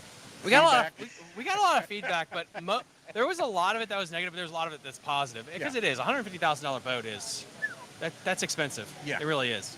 Yeah. But Marty, thank you so much because we got to get a lot more boosts done before we go on break. So let us keep venturing out. Thank you, boss man. All right, buddy. All right. I'll find Shane for you. Yes, find Shane. I'll just hold on to both of them. All right, let's go. Let's keep on going. Hey, boss man, how you doing? Oh, hi, Bass Hunter. How you doing? This guy's been catching some studs lately. So we're gonna be getting on the show here sometime soon. He's on the list of people. So hopefully, if you're by the booth later on today, we can get you on the show as well. So yeah, no problem at all. Hey, good to see you, boss. Oh, thank you so much, sir. Learn a lot of things. Oh, thank you so much. The fishing aspect's great. The fishing aspect of it's great, but what's nice is having, all the Department of Game and Inland Fisheries on there, what's going on in Pennsylvania. That's fun. That's the kind of content that I think I'll sit and watch through the whole thing. You know what I mean? To keep up to speed what's going on in the industry. And those relationships are so important when it comes to the local level because, maybe Texas doesn't care about what's going on in Virginia, but I'm a Virginian at heart. I care about what's going on in Virginia. I care what's going on in Maryland. And it's so important to hear from them what their thoughts are on the subjects. Yeah. And have that transparency, honestly. Yeah. But, honestly, thank you so much. Just tournament fishing stuff, you know what I mean? I fish a lot of small lakes, so to speak, Mooney, Lunga, Able, Honey Run, stuff like that. Though I have a big bass boat, it doesn't even see the water anymore. Those lakes are so nice. And that's what we need more of, honestly. And that's what I keep pushing eventually. Having a bunch of Mooney-sized lakes, getting people that itch. It gets them the drug of fishing. We all want a Kerr or Bugs Island, but Mooney and Hunting Run is like the perfect size. You can go take a kid fishing, you can go out there and just have fun, honestly. Oh, so I grew up in Stafford. I've lived there since '74. I fished the Potomac in the heyday. I fished Lake Anna, which the heyday of Lake Anna I think is now. Yeah, I agree with that. But I've caught 10-pounders out of the Potomac River, but I think a lot of overlooked fishing these smaller lakes. There's giant bass in these smaller lakes. Oh, they get overlooked. I'm an offshore fisherman. I think that's the key to my success. Once spring's done, I'm not anywhere near a shore, and I see these guys like a racetrack going around, bouncing around. Oh, yeah. So you know what I mean. So that I think these smaller lakes, there's a lot bigger and a lot more than what people think is there. There really are, and 1,000-acre lake is like, and this was something we had with John Odenkirk. We won't bore you guys with these details, but he talks about like the perfect size to grow big bass is like between like 1,000 to 3,000 acres. When it's like 100,000 acres, you just don't grow trophy-sized fish. Right. When you have Occoquan Reservoir, when you have Mooney, it's like we have a bunch of lakes that are like that perfect size to generate monster fish. But to wrap this up, so we keep going to booths, where can people find you online to follow your content? Well, I really don't have any content online. I post some things privately, but a lot of times on Northern Virginia Bass Fishing or the Mooney page. I try to keep low key, I guess. I guess it's not working too much for me, you know what I mean? But I post a lot of stuff on Northern Virginia, and then I'll friend somebody. You just get overwhelmed with friend requests and stuff and personal message. I really am there to try to help people. I don't hide any secrets or anything. I mean, Marty can attest to that. Yeah. Well, sir, thank you. I appreciate it. Yeah, no, absolutely. No, thank you so much. And then I guess we'll keep on going, right? Yeah, we have a request. Oh, what's the request? walk and talk. Oh, walk and talk. Okay, cool. Thank you so much. Oh, I'm trying to find the map. okay. What are we looking for? So Dave wants us to go see Thomas and Tabitha with Nailed It Baits and Tackle. Mail base and tackle. Okay, awesome. Well, we also got to. Well, let's. Why don't we hit up 911 first since we're here, and then we can do Tabitha too. Let's just see if these guys. Let's look at it. Well, we can ask them too. We got 911 custom lures here. Let's see. Yeah, let's go look at it real quick. 911 custom buzz baits and tickers. This looks impressive. So yeah, keep that one there. We'll know about that. Sir, you have a moment here? This is Fishing the DMV. We're live streaming this event. If you have a moment, we just want to promote your booth. Yeah, absolutely. So who are you and what do you have going on here? So we're 911 Custom Lures. We're paramedics. I'm still active. Chris is retired. He started the business. I just kind of help him out. But we got some buzz baits here. We got two different styles. We got ticker style heads. Blade actually rides on the head. You can bend it up so where it doesn't make the ticking sound. We also have keel heads with clackers. Lots of different colors, lots of different options there on those. We got some jig heads down here.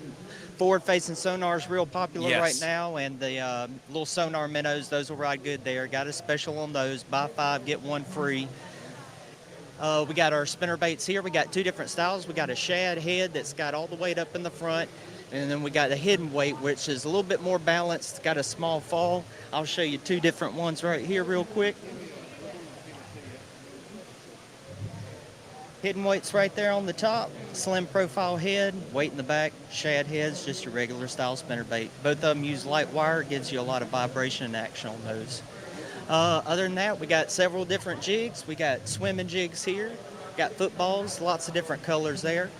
Pro Swim's got that nice shad head, comes through grass cover real easy, and rocks. What is your best-selling product that you have going right now? So last year we did really well on buzz baits. That was our hot seller. We actually sold out of a lot of colors. Wow. The black and the red blades really went fast. What is really the purpose, or if you want to tell people at home, if they want to pick between a single or a dual, or like what is the best combination if you want to get into buzzbait fishing your first time? So buzzbait fishing, I would recommend doing something like one of the keel heads. You got a good kind of profile there. It's in the back. It's usually easy to throw, comes through the water very nicely, and it's not a lot of frills to it. You know, it's just a simple, anybody can pick it up, throw it, and catch a fish off of it. Awesome. Yeah. That's fantastic. Yeah, and then, absolutely. Do you guys have an online presence as well if people that can't get to the show? Yep, and actually right now we're doing show specials, so everything that you see here you can get online as well, same price. That's really awesome. Yep. Yeah. And so we'll be here this weekend. We'll be in Knoxville next weekend, so you got 2 weekends or 2 weeks to be able to make those online purchases for your show price. And for the people at home that that can't make it out today, what is the name of your website if they want to go check that out? It's 911customlures.com. Okay, yep, awesome. pretty straightforward. That's perfect. Yeah, It makes life absolutely. easy. Yep, make it easy. Well, thank you so much, sir. Yeah, I really no appreciate problem. your time. Yes, sir. Thank you. Again, guys, come on down to the Richmond Fishing Expo. Check all this stuff out. If not, go check them out online as well. And we're going to try to keep going. We're trying to hit every booth today. Awesome. Thank you so much, boss. Appreciate it. All righty. So now we got that down. So what are you looking for? See, I'm looking for online is showing 42 and 43. Tell them Dave with tar heel lunkers sent you. Yeah, 42, 43 is way over there on the other side. On the other side. Yeah. Tabitha with Nailed It Baits and Tackle. Thomas and Tabitha? Yeah, with Nailed It Baits and Tackle. That's All right. where we are eventually heading. Yep. Now, this is the hardest thing. So when I first decided to do this today, and we have some banter back and forth. Okay. I was like, remember Carly, we were in the car. We can just keep walking. Walk us out. We were gonna say we're gonna start at one end and we're gonna be so organized and just go booth to booth to booth. That was the and goal. And then I know Jared's sitting at the booth, and then Jared came along. I love you. And we just start bouncing. I think like Jared a ping literally pong ball. said, "We are squirrels," and then he just kept going. He just kept going. And then here it is. And then we're going to have to hit this, though. This is the Buka booth. The that way Buka we know. booth? We'll come back later, but here it is. Nice. If you want to do a great panning shot of that as well. Yes, I would love to. This is the man, the myth, the legend. This is Buka. If you guys don't know, we had Buka actually on the podcast last year. He was here. But we'll get a quick view at this. And we'll make sure we'll come back when they're not as busy, because this place is always super busy. I know a ton of people online have been asking about all the swim baits. We're going to try to hit every swim bait booth. If I was actually logical and acted like I've done this before, I would have like memorized where every booth is, but I did not do that. I didn't even print out a. Yeah, that would have been more intelligent, wouldn't it? I know. But so, guys, we'll be back with the swim baits here in a minute. Did you want to go specifically go hit that other booth, or? Yeah, go to 42, 43. Yep, we go to 42. Beautiful stuff. Yeah. Nice. So what we'll do is, we'll definitely come back when they're not busy, because I want to get them in studio as well. Okay. So we'll make sure we'll get that dialed in. Anyway, so what did the fans say? Which booth we're supposed to go to? 42. 42. Okay, we'll hit 42 and we'll come back. And then, guys, we're gonna do this because my brain is not a squirrel brain.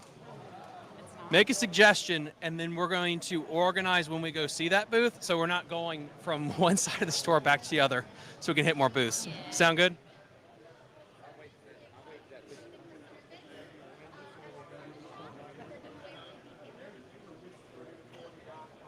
Nailed it, baits and tackle. Nailed it, baits and tackle. Yeah, I don't know where I'm going.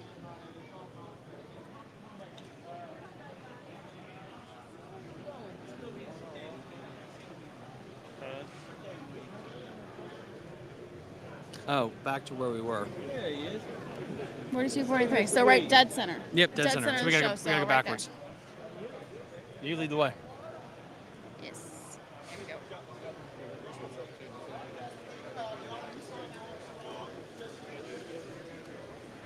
We're looking for a specific. Yeah, we gotta get booth Green right Top on the now. show. Gotta get Puka on the show. Nailed it, baits. I know. A lot of people wanted to see those glide baits, so we gotta make sure we hit those up. And there's Grandma's nuts. Oh, those are the wrong ones. Sorry. But that was Grandma's nuts. I see it. There they are.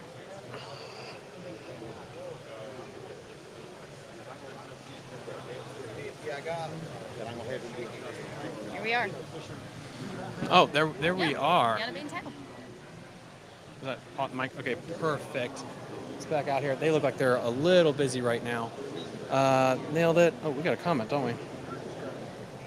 Randy Perdue, I figured Missile Baits would be there. Are they here? I don't know if Missile Baits is here, but we can always try to find somebody to get on there to talk about that. We are here at Nail It Baits. When we have an opportunity, we'll get an individual on to actually talk about them as well. Crazy stuff. I like how this booth is set up, though.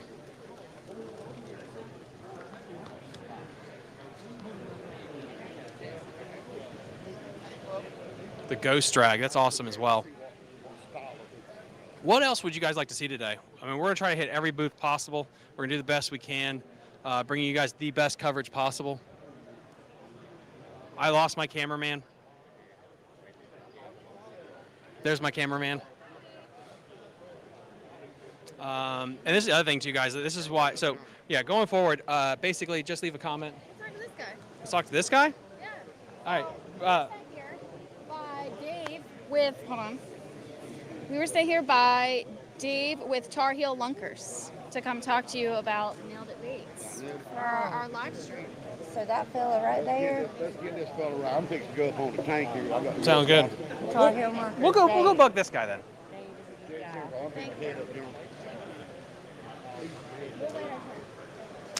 So then, guys, and then this is why. So golden reel, hold on, camera face. This is what you do. Put it in the comment section down below. We'll make a list and make sure we hit it in an organized fashion. So we're not. It says we just passed Missile. So they are here. Okay, good. Yeah, we'll make sure we hit Missile up as well, but we'll note it, and then we'll. I want to make sure we hit a line to make sure we're a little bit more efficient with time. Yeah, absolutely, because we're going to be going on lunch break here in about 20, 30 minutes, an hour, 2 hours, something like that. Did you want to go hit another booth while we wait, though, so we can be more time efficient?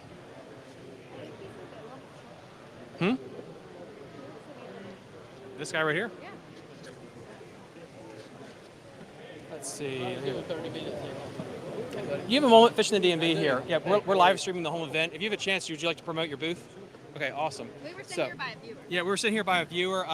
Tell people at home, like, who are you guys and what are you offering? Tell me when. We're live. We're live right now, yeah. We're here by Dave with Tar Heel Lunkers. Hey, my name's Thomas Johnson. I own Nailed It Bait and Tackle. We are out of Knightdale, North Carolina. We're at the Bass and Saltwater Fishing Expo in Richmond right now. We have all of our baits on site. We have a ton of stuff here. We got new stuff, new colors this year. Come on out and check us out. Everything we make is hand poured. We specialize in our hand poured swim baits, but we have tons and tons of stuff. So y'all guys come out, check us out. Can we go see like some of the hand poured swim baits that you guys have available right now? These are 6-inch hand poured swim baits. They go all the way down to 3-inch. We have crawls, creature baits, several worms in every color that we make. And if you can't find a color that you like, or just say your grandfather had a color that he fished 20 years ago and you can't find it anymore, you contact us and we can custom color match any of our baits. Wow. And we have a question on Instagram. Brandon Solis, what is the deal with this rib bait right here? That's called our aggro swim bait. It is made to look like a skeleton, I guess. It has crazy, crazy tail action, and it also wobbles from side to side really well. It's a really, really cool looking bait in the water. That's really cool. That's freaking awesome. And then how would you rig these baits up, or how would you prefer them to be rigged? So we also sell the hardware for that. We've tested them. Our pro staff guys have tested several hooks, and we settle on a VMC weighted underspin hook, and we have the sizes that are appropriate for all our baits. That's freaking awesome. And then guys, come on down to the expo. You can check them out in person. If people wanted to actually shop online, where can they find you? You can get us at www.naileditbaitandtackle.com. That's freaking awesome. Well, sir, thank you so much for your time. I really appreciate it. And then, guys, come on down to the Richmond Expo. Come check them on out. This is a fantastic crowd that we have here today. We're going to keep moving. We got a lot of booths to get through today. Appreciate it. Thank you. All right. So where do the people want us to go next? Well, they said missile baits. We are going to, let's go with a closer booth because I'm getting too much cardio in. Let's get right over here. Oh, let's go BYU baits. So who can I talk to you about this booth right here? Me, sir. Hello, boss. How are So you? I'm doing wonderful. Here's a mic right here. So yeah, tell the people at home we're live right now. What do you got going on here, and what are you guys about? Well, this is BYU Baits. We're out of Dinwiddie County, not about an hour away from here or so. Oh, awesome. And we also do a little bit of hard baits, not a whole lot, but we started last year around. Shoot, man, it's hard to remember. It's been a while, but we were here last year. We did pretty good last year. Did decent in sales. This year, we focused on a lot more hard baits. We didn't have very many hard baits last year. Why did you decide to do that? We did good on the soft plastics, and we were like, let's go with some hard baits. I mean, there's nothing wrong with it. We want to learn. We want to fish with them too, you know. So we're out here, hopefully trying to make a living. Dude, no, I like some of these colors are just awesome. Like what right now, or even last year, this year, has really been your hottest selling bait right now? Well, the core shots in general. The core shots are one of the most selling baits that we have. Oh wow, that's freaking awesome. The colors are amazing. Thank you. And then, yeah, I mean, if people wanted to find you, if they are not able to come to the expo, do you guys have an online store or anything like that? We are on Instagram and we are on Facebook. Instagram, Facebook? Yes, sir. What's your Instagram handle? BYU Baits. And then, Carly, when you have the opportunity, could you shine a light at their business card, too? You can point that out right there. And then that way we have, I think, guys, yeah, go on and check them out. Go like them on Instagram or come on down here. They have a beautiful array of baits as well. And then, come right down there. Check us out right here as well. This is Waypoint Marine you guys Technologies. wanna watch that. We install electronics on any boat that you need. Graphs, trolling motors, batteries, anything. We have it. Where are you based out of? I'm based out of Matoka, Virginia. Oh, awesome. I mean, that's the biggest thing. We've talked about that on the show. The accessory thing and being able to put them on. If you're going to spend $100,000 on a plasma screen to do like forward-facing sonar and watch the Redskins game, you want to make sure it's wired correctly. It's so important now. And don't try to do it yourself and mess them up. Go see a professional as well. That's correct. Come on out and see us. Waypoint Marine. Nice. And then do they have a website or any phone number they can do to contact you? Phone number's right here. Here you go. You can call me direct. I got a Facebook page. I also have an Instagram page. That's freaking awesome. And then, guys, yeah, come on and go check them out if you can't get to the Richmond Expo. And we're just going to keep on moving on, okay? You want to lead the way? And then, yeah, if you want to watch it, we're live right now, so you can watch that thing. All right, let's keep going. I did, didn't I? Oh, thank you. This is why you need to be here. We almost need a third mic just to get her like sniping it. Hey, Bossman, how you doing? Good, how are you? Dude, I'm doing wonderful. Good to see you. Similar mic setup. Yeah, I can tell. Oh, theirs is prettier than ours. Theirs is much better than the popsicles, honestly. Working condition. Working condition. Nice. There you go. Yep, we're doing some fishing trivia today. Ooh. Fishing trivia. Prizes. That's freaking awesome. Where's that happening? We're with the Dance and Sporting Goods booth. Okay. Yeah, we're just walking around doing it with anybody. Ooh, I should probably know that for sure, but I absolutely don't. We're right on the other side right there. Yeah, we got that whole corner as soon as you walk in. We're going to be coming over there for, we got to be going back over there for Prince What Ed. could we win? You can win a free fishing baits, or you can win a hat, koozie, stickers, all types of good stuff. Ooh. 4 multiple choice questions. If you get one right, you win a bait, and then if you win all 4, you get a hat. I love how we're And a all bait. bouncing. What time? We're here today till about 1:30, 2 o'clock. Sweet. All right. So we'll be coming over there too because we have to do Pro Tech as well. We have that whole line. So we'll be right over there in a minute and we can actually get you guys down. Awesome. All right. See you. I did love that little, the little thing that make me funny is like we all have mics and we're moving them around. Well, there's to each only other. 2 mics. Yeah, and then he's holding his own mic and then holding it back up to his And face. that I got love it. confusing to me for a moment because I was Oh. like, wait a minute, he already has a mic in his hand. No, I freaking did. Where are we going? To Missile. Huh? Missile's right here. Let's do, because Jared knows somebody at Missile, so let's get Jared to interview them. Yeah, okay. They'll give more intel Let to Jared. Where else do we want to go? If you just keep going down and stopping. Yep, we keep on going down. Green Top, I'm going to come back later. We're going to do Green Top. We're going to make sure we hit Green Top. Let's see, we could just rods. do, huh? We got rods. Yeah, rods where? Oh, yeah. We could do Mega Strike. Let's go on down this way. Let's go on down this way. We almost got to start. Let's just start at this end here and bang out this end. Okay. That way we know it's done. Okay. Or honestly, we're going to do this booth now. No.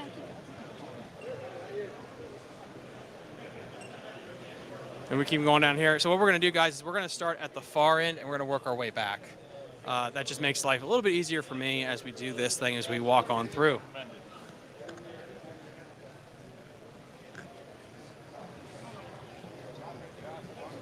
All right, this would be a nice one right here.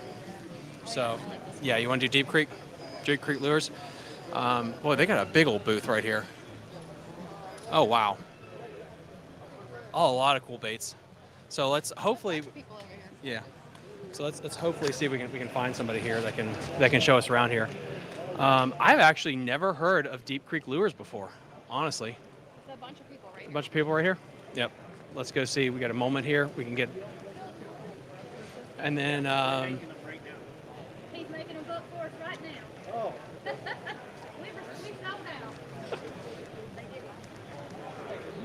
I'm a fishing DMV. We're live. Do you have somebody here that'd like to talk about the food? Yeah. Jesse, you want to do it or you want me to? Go ahead. So. Oh, there you go. There's your mic. And then we're live right now. So. Okay. So, first off, welcome to the Richmond Fishing Expo. I'm Anthony Horton. I'm here with Deep Creek Lures. What we have going on here is all of our baits are actually locally made down in Dunn, North Carolina, so right outside of Fayetteville.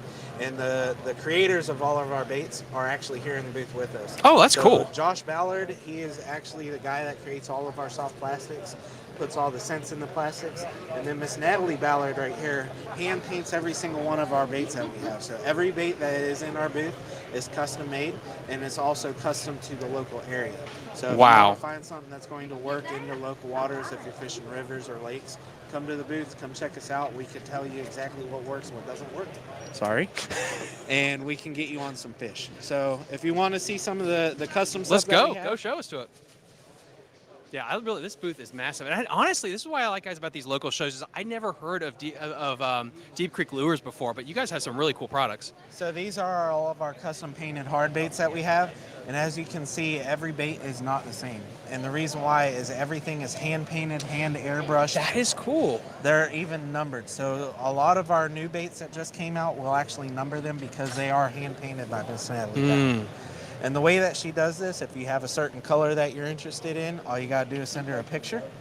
and she'll paint it to match the picture. I think somebody needs a raise because that is a lot of work. Last year, one of the baits that I designed and sent her a picture of was I wanted something that resembles a goldfish, especially when I'm fishing the James or the Potomac, because we do have a lot of goldfish that are out there. So I sent her a picture of goldfish, and this is the bait that she came up with. So if you look at it, that's really cool. Oh, yeah. Yep, people are going to be buying that one up, that's for sure. Yep. And then we did come out with a lot of new colors this year based off of some of our pros that were fishing the local area. So we came out with our color called Fire Tiger, which looks like a fire tiger shad, which is this color right here, which is perfect for like Lake Gaston or anywhere where there's grassy areas. That's a good call. And then we came out with our PB&J, which is good for muddy waters or stained waters. And then we got another new one that is specifically for this show, which is our Purple Haze.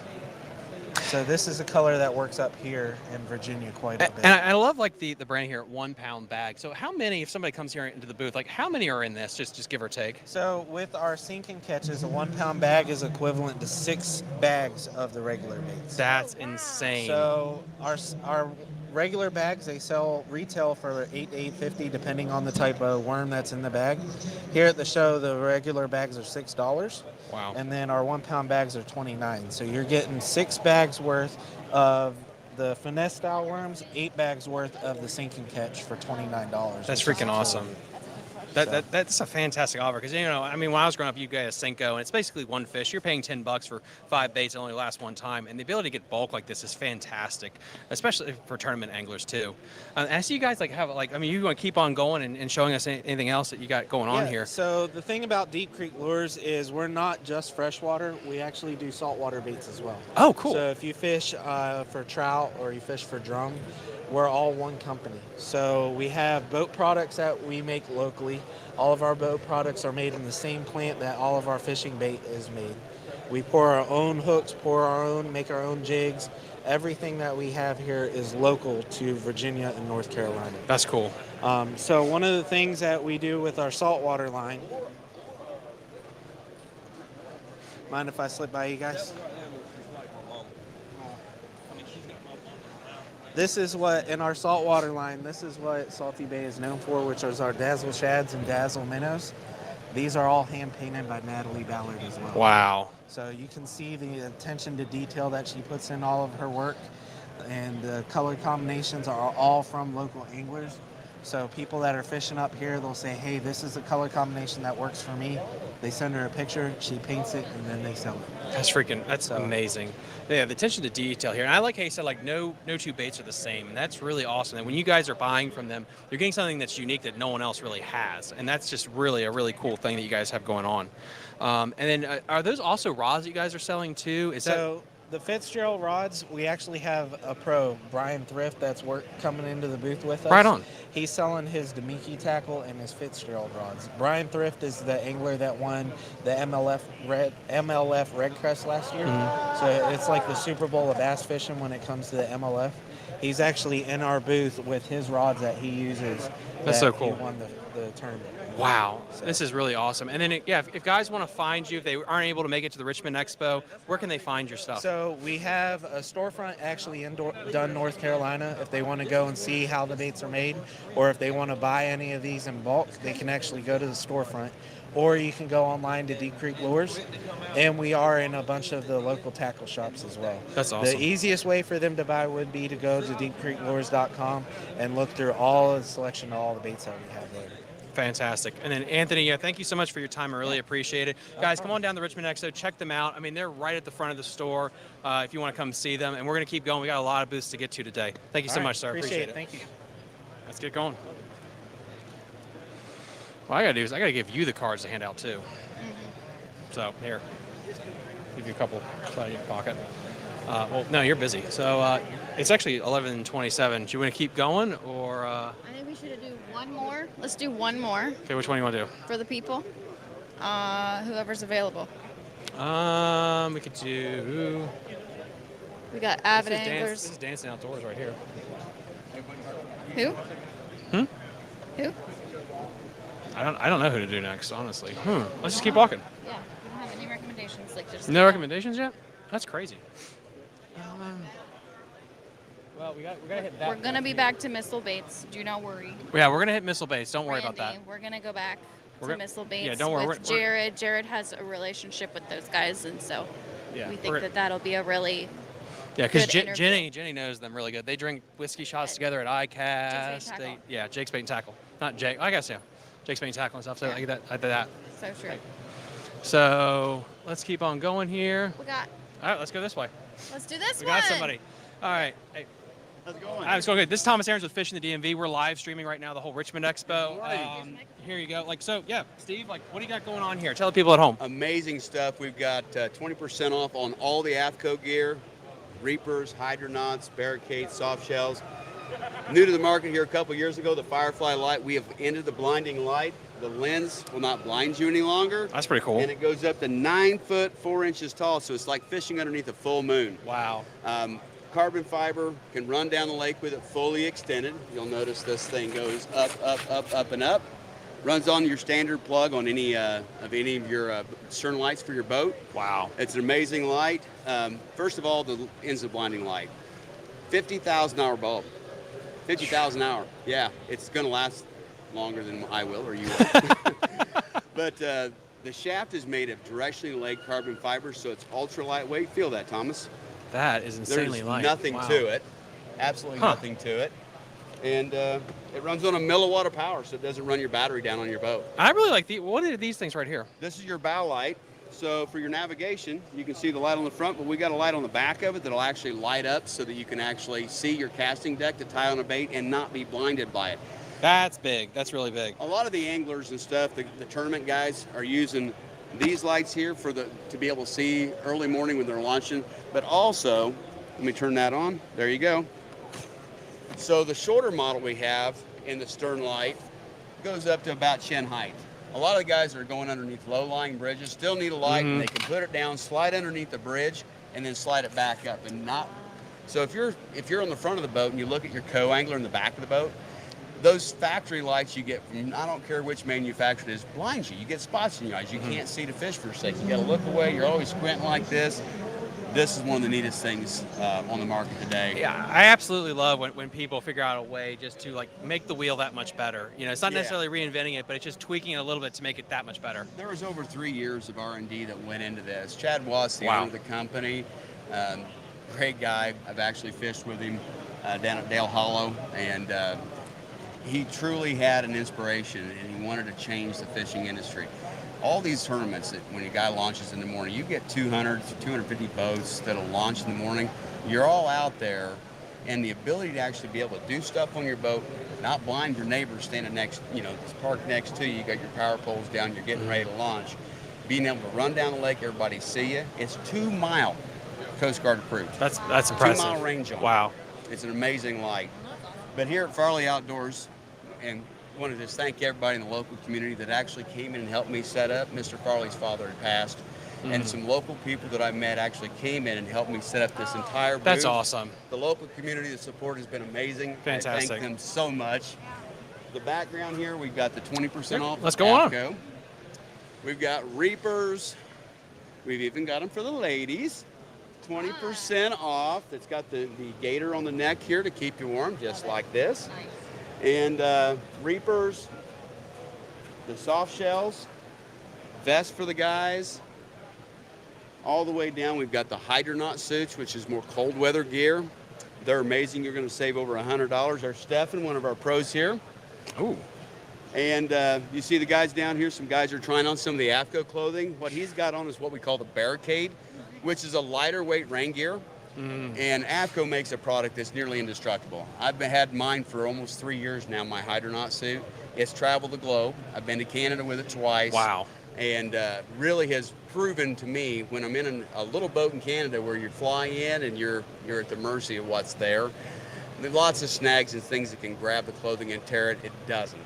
In cold weather, I'm from Illinois, so in the cold weather, I'll wear a long sleeve and a reaper like this underneath the hydronaut in temperatures of 0 degrees. Right now, this last week, that's insane. We had temperatures of minus 20 degrees. This is some of the best gear that you're minus 20 degree wind chill factors. In fact, I'm 3 hours south of Chicago. Those poor people in Chicago had 31 degrees below zero wind chill factor. So you're a really good person to talk about cold weather gear, different types of rain suits. When you said light rain gear versus heavy rain gear, if somebody's trying to get into the rain gear scene, they're trying to purchase for someone for a birthday, when do you want to use what? What are the parameters for light versus temperature heavy? wise, and so like if it's down around 40 degrees, give or take, I'll wear my hydronaut. If Okay. it's above 40 or the temperature's going to be above 45 to 50 degrees is where I'll just wear the barricade.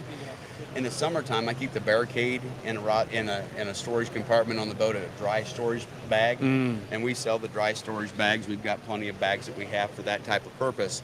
But it's very lightweight, and I'll keep it in a storage compartment. I could be wearing shorts and it come a shower in the springtime or summer, and just throw the barricade on. It's lightweight. You won't melt down in it, and it'll allow you to still keep fishing and enjoy your day. That's important, though, when you're fishing or any kind of outdoor enthusiast, hunting, hiking, like understanding the right apparel and when to use it and when to switch, layer. I feel like a lot of people just go to the store and they pick it out, that's fine. And it's like, it's not ready for this. And the other thing is you need different varieties because the weather can change when you're out there, too. Absolutely. In fact, seasonal weather, you can have a thunderstorm blow up in no time. Yep. It can be sunny 1 minute, and then next thing you know, it's right on top of you. There's some areas and some lakes across the country that you may be 20 or 30 miles away from where you put in at. So it's really important to be able to be prepared for that sudden thing that comes. Yes, 100%. But what else you guys got going on here? Denali Rods. We are one of the largest Denali rod dealers in the country. Wow. We've got buy one, get 50% off on the second rod. Wow. Michael Neal, one of the pros, one of the top guys, is using the Denali rods. I personally have a dozen of them in my boat for bass fishing. I do both bass and crappie fishing. So my bass rods, I got bait casting and spinning. Second rod, half price.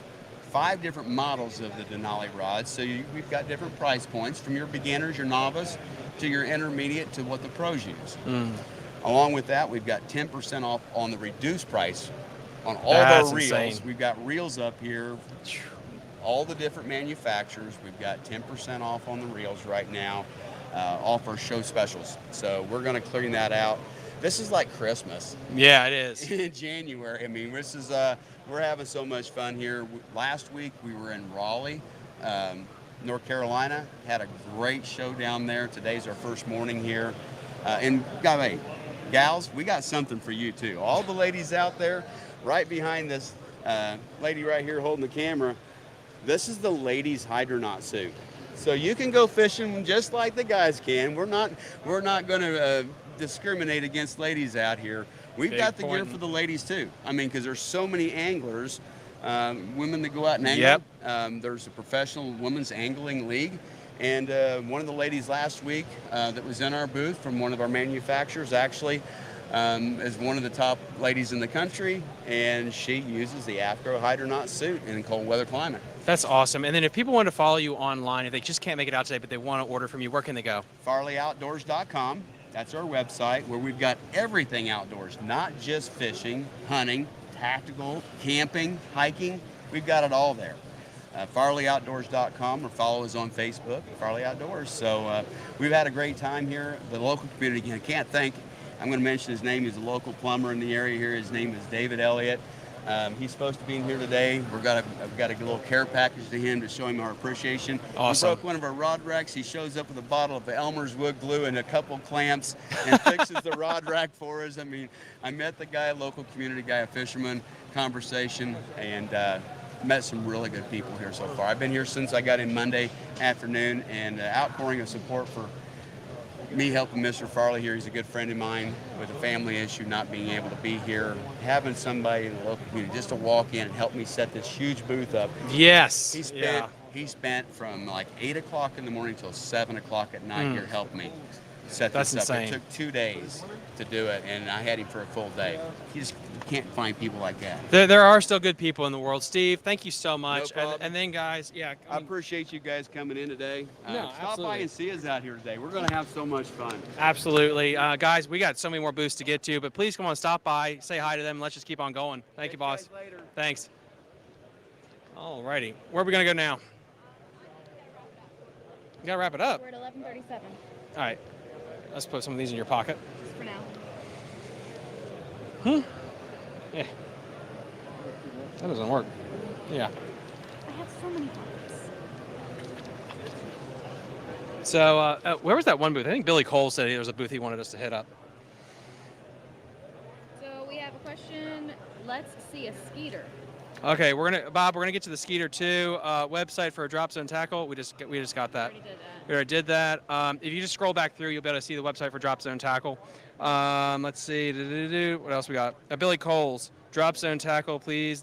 Yes, drop zone tackle. Wait, do we do drop zone tackle? Pretty sure we just isn't that the one we were just at with the saltwater boots? Yes. No, that was Deep Creek over there. I don't know. Where's drop zone? I don't know. We gotta go find drop zone. Oh no.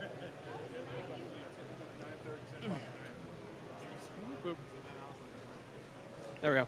All right, so we're gonna head back to the booth because we're getting close to our break, and then we're gonna make sure we get to drop zone tackle as well. We're gonna also X off all the booths we've talked to, so we can make sure that we can really keep up the tempo. I think we're actually doing pretty good, honestly, with the amount of booths that we've actually hit and been able to do this week as well. We got to keep on going though. I'm trying to think what else we got to hit. We did, yeah. Is that drop zone? Where's drop zone? The green one. Nailed it, bait. Nailed it. Okay. That's the problem with these. It's a problem when you're going at a mile a minute, man. Some things just like start blurring together here. Oh, I know. We gotta get back to the booth.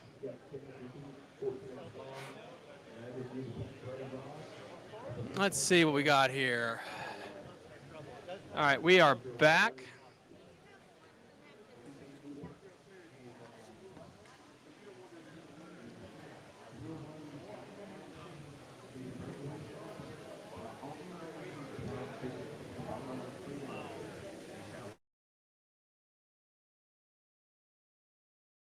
There we go. Okay, we are back. How's everybody doing? Let's see. We got a couple of questions here. What was the website for those boat lights? We have a card for you. We'll be able to send that right back out as well. And if you want, because this is a live stream on YouTube, which is kind of nice with YouTube compared to Facebook and Instagram, you can scroll backwards on this bad boy and you'll be able to see the website as well. We got Bob. Any fishing guides there for bass? Absolutely, Bob. There are fishing guides here. We'll be able to get that to you soon. We got Bob again, Skeeter Boats. We're going to see Skeeter as well. This is a big thing. We got drop zone tackle. We got Billy Coles. Drop zone tackle, please. Dudes are from the Smith Mountain Lake area. Cool designs, drop shots, and is. Yes, Billy, we're gonna make sure we hit those as well. This is what we're gonna do. I came into this all caffeinated and be like, I'm going to be super organized, and we're going to go from one booth right down the line back and forth. That shit did not happen, and we were running around like squirrels. So we're going to pick one area and go back and forth through there. But drop zone tackle, we're going to get done on the next rotation. We got, let's see, website for drop zone. Yeah, we're gonna make sure we hit drop zone again if we didn't hit drop zone already. I really felt like we hit drop zone. I don't know why I feel like we hit drop zone, but maybe. Yeah, but yeah, we make sure we bounce through that as well. Got a couple more questions here. TP, will this coverage be posted to the channel later? Absolutely. So for all of my live streams, Monday night lives that we do every Monday night, that gets shut down and re-uploaded the next day, so it can be on YouTube, Apple, Spotify, everywhere. The live streams for the Richmond Expo, they are going to stay up, so you can go back and look through them. In February, the first week of February, I'm going to chop up the interviews and some of the interviews into episodes of the podcast. But all these live streams for the Richmond Expo will stay around. Would make it easier to get around the show, finding who you want. And then we got Zach. Well, you need a map. I do need a map. I should have had a map, but we didn't. The next rotation, we'll have a map. It's always about improvement, guys. Life is about self-discovery and finding improvements, and that's what we're trying to do here. It would make it easier getting around the show. Yes, it would make it easier getting around the show. We will have a map. Jared, me, and Carly will both have a map outlined, so we know where we've been and what we need to do as well. So, what time is it? Okay, go. Guys, here's the plan. Here's the plan. Yes, I know. Everyone keeps saying I need food and crap. That's so stupid.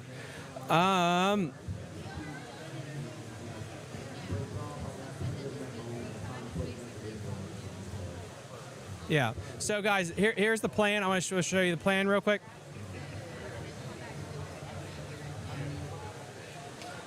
All right, guys, look. So this is the Saturday schedule. Saturday schedule, we are going to do live streaming from 7:30 to noon. For today, we are going to, let me pull that up as well. For today, we are going to be live streaming the show again starting at 4 o'clock. I'm pretty sure that's what we decided on. Carly, did we decide on 4 o'clock to get started again?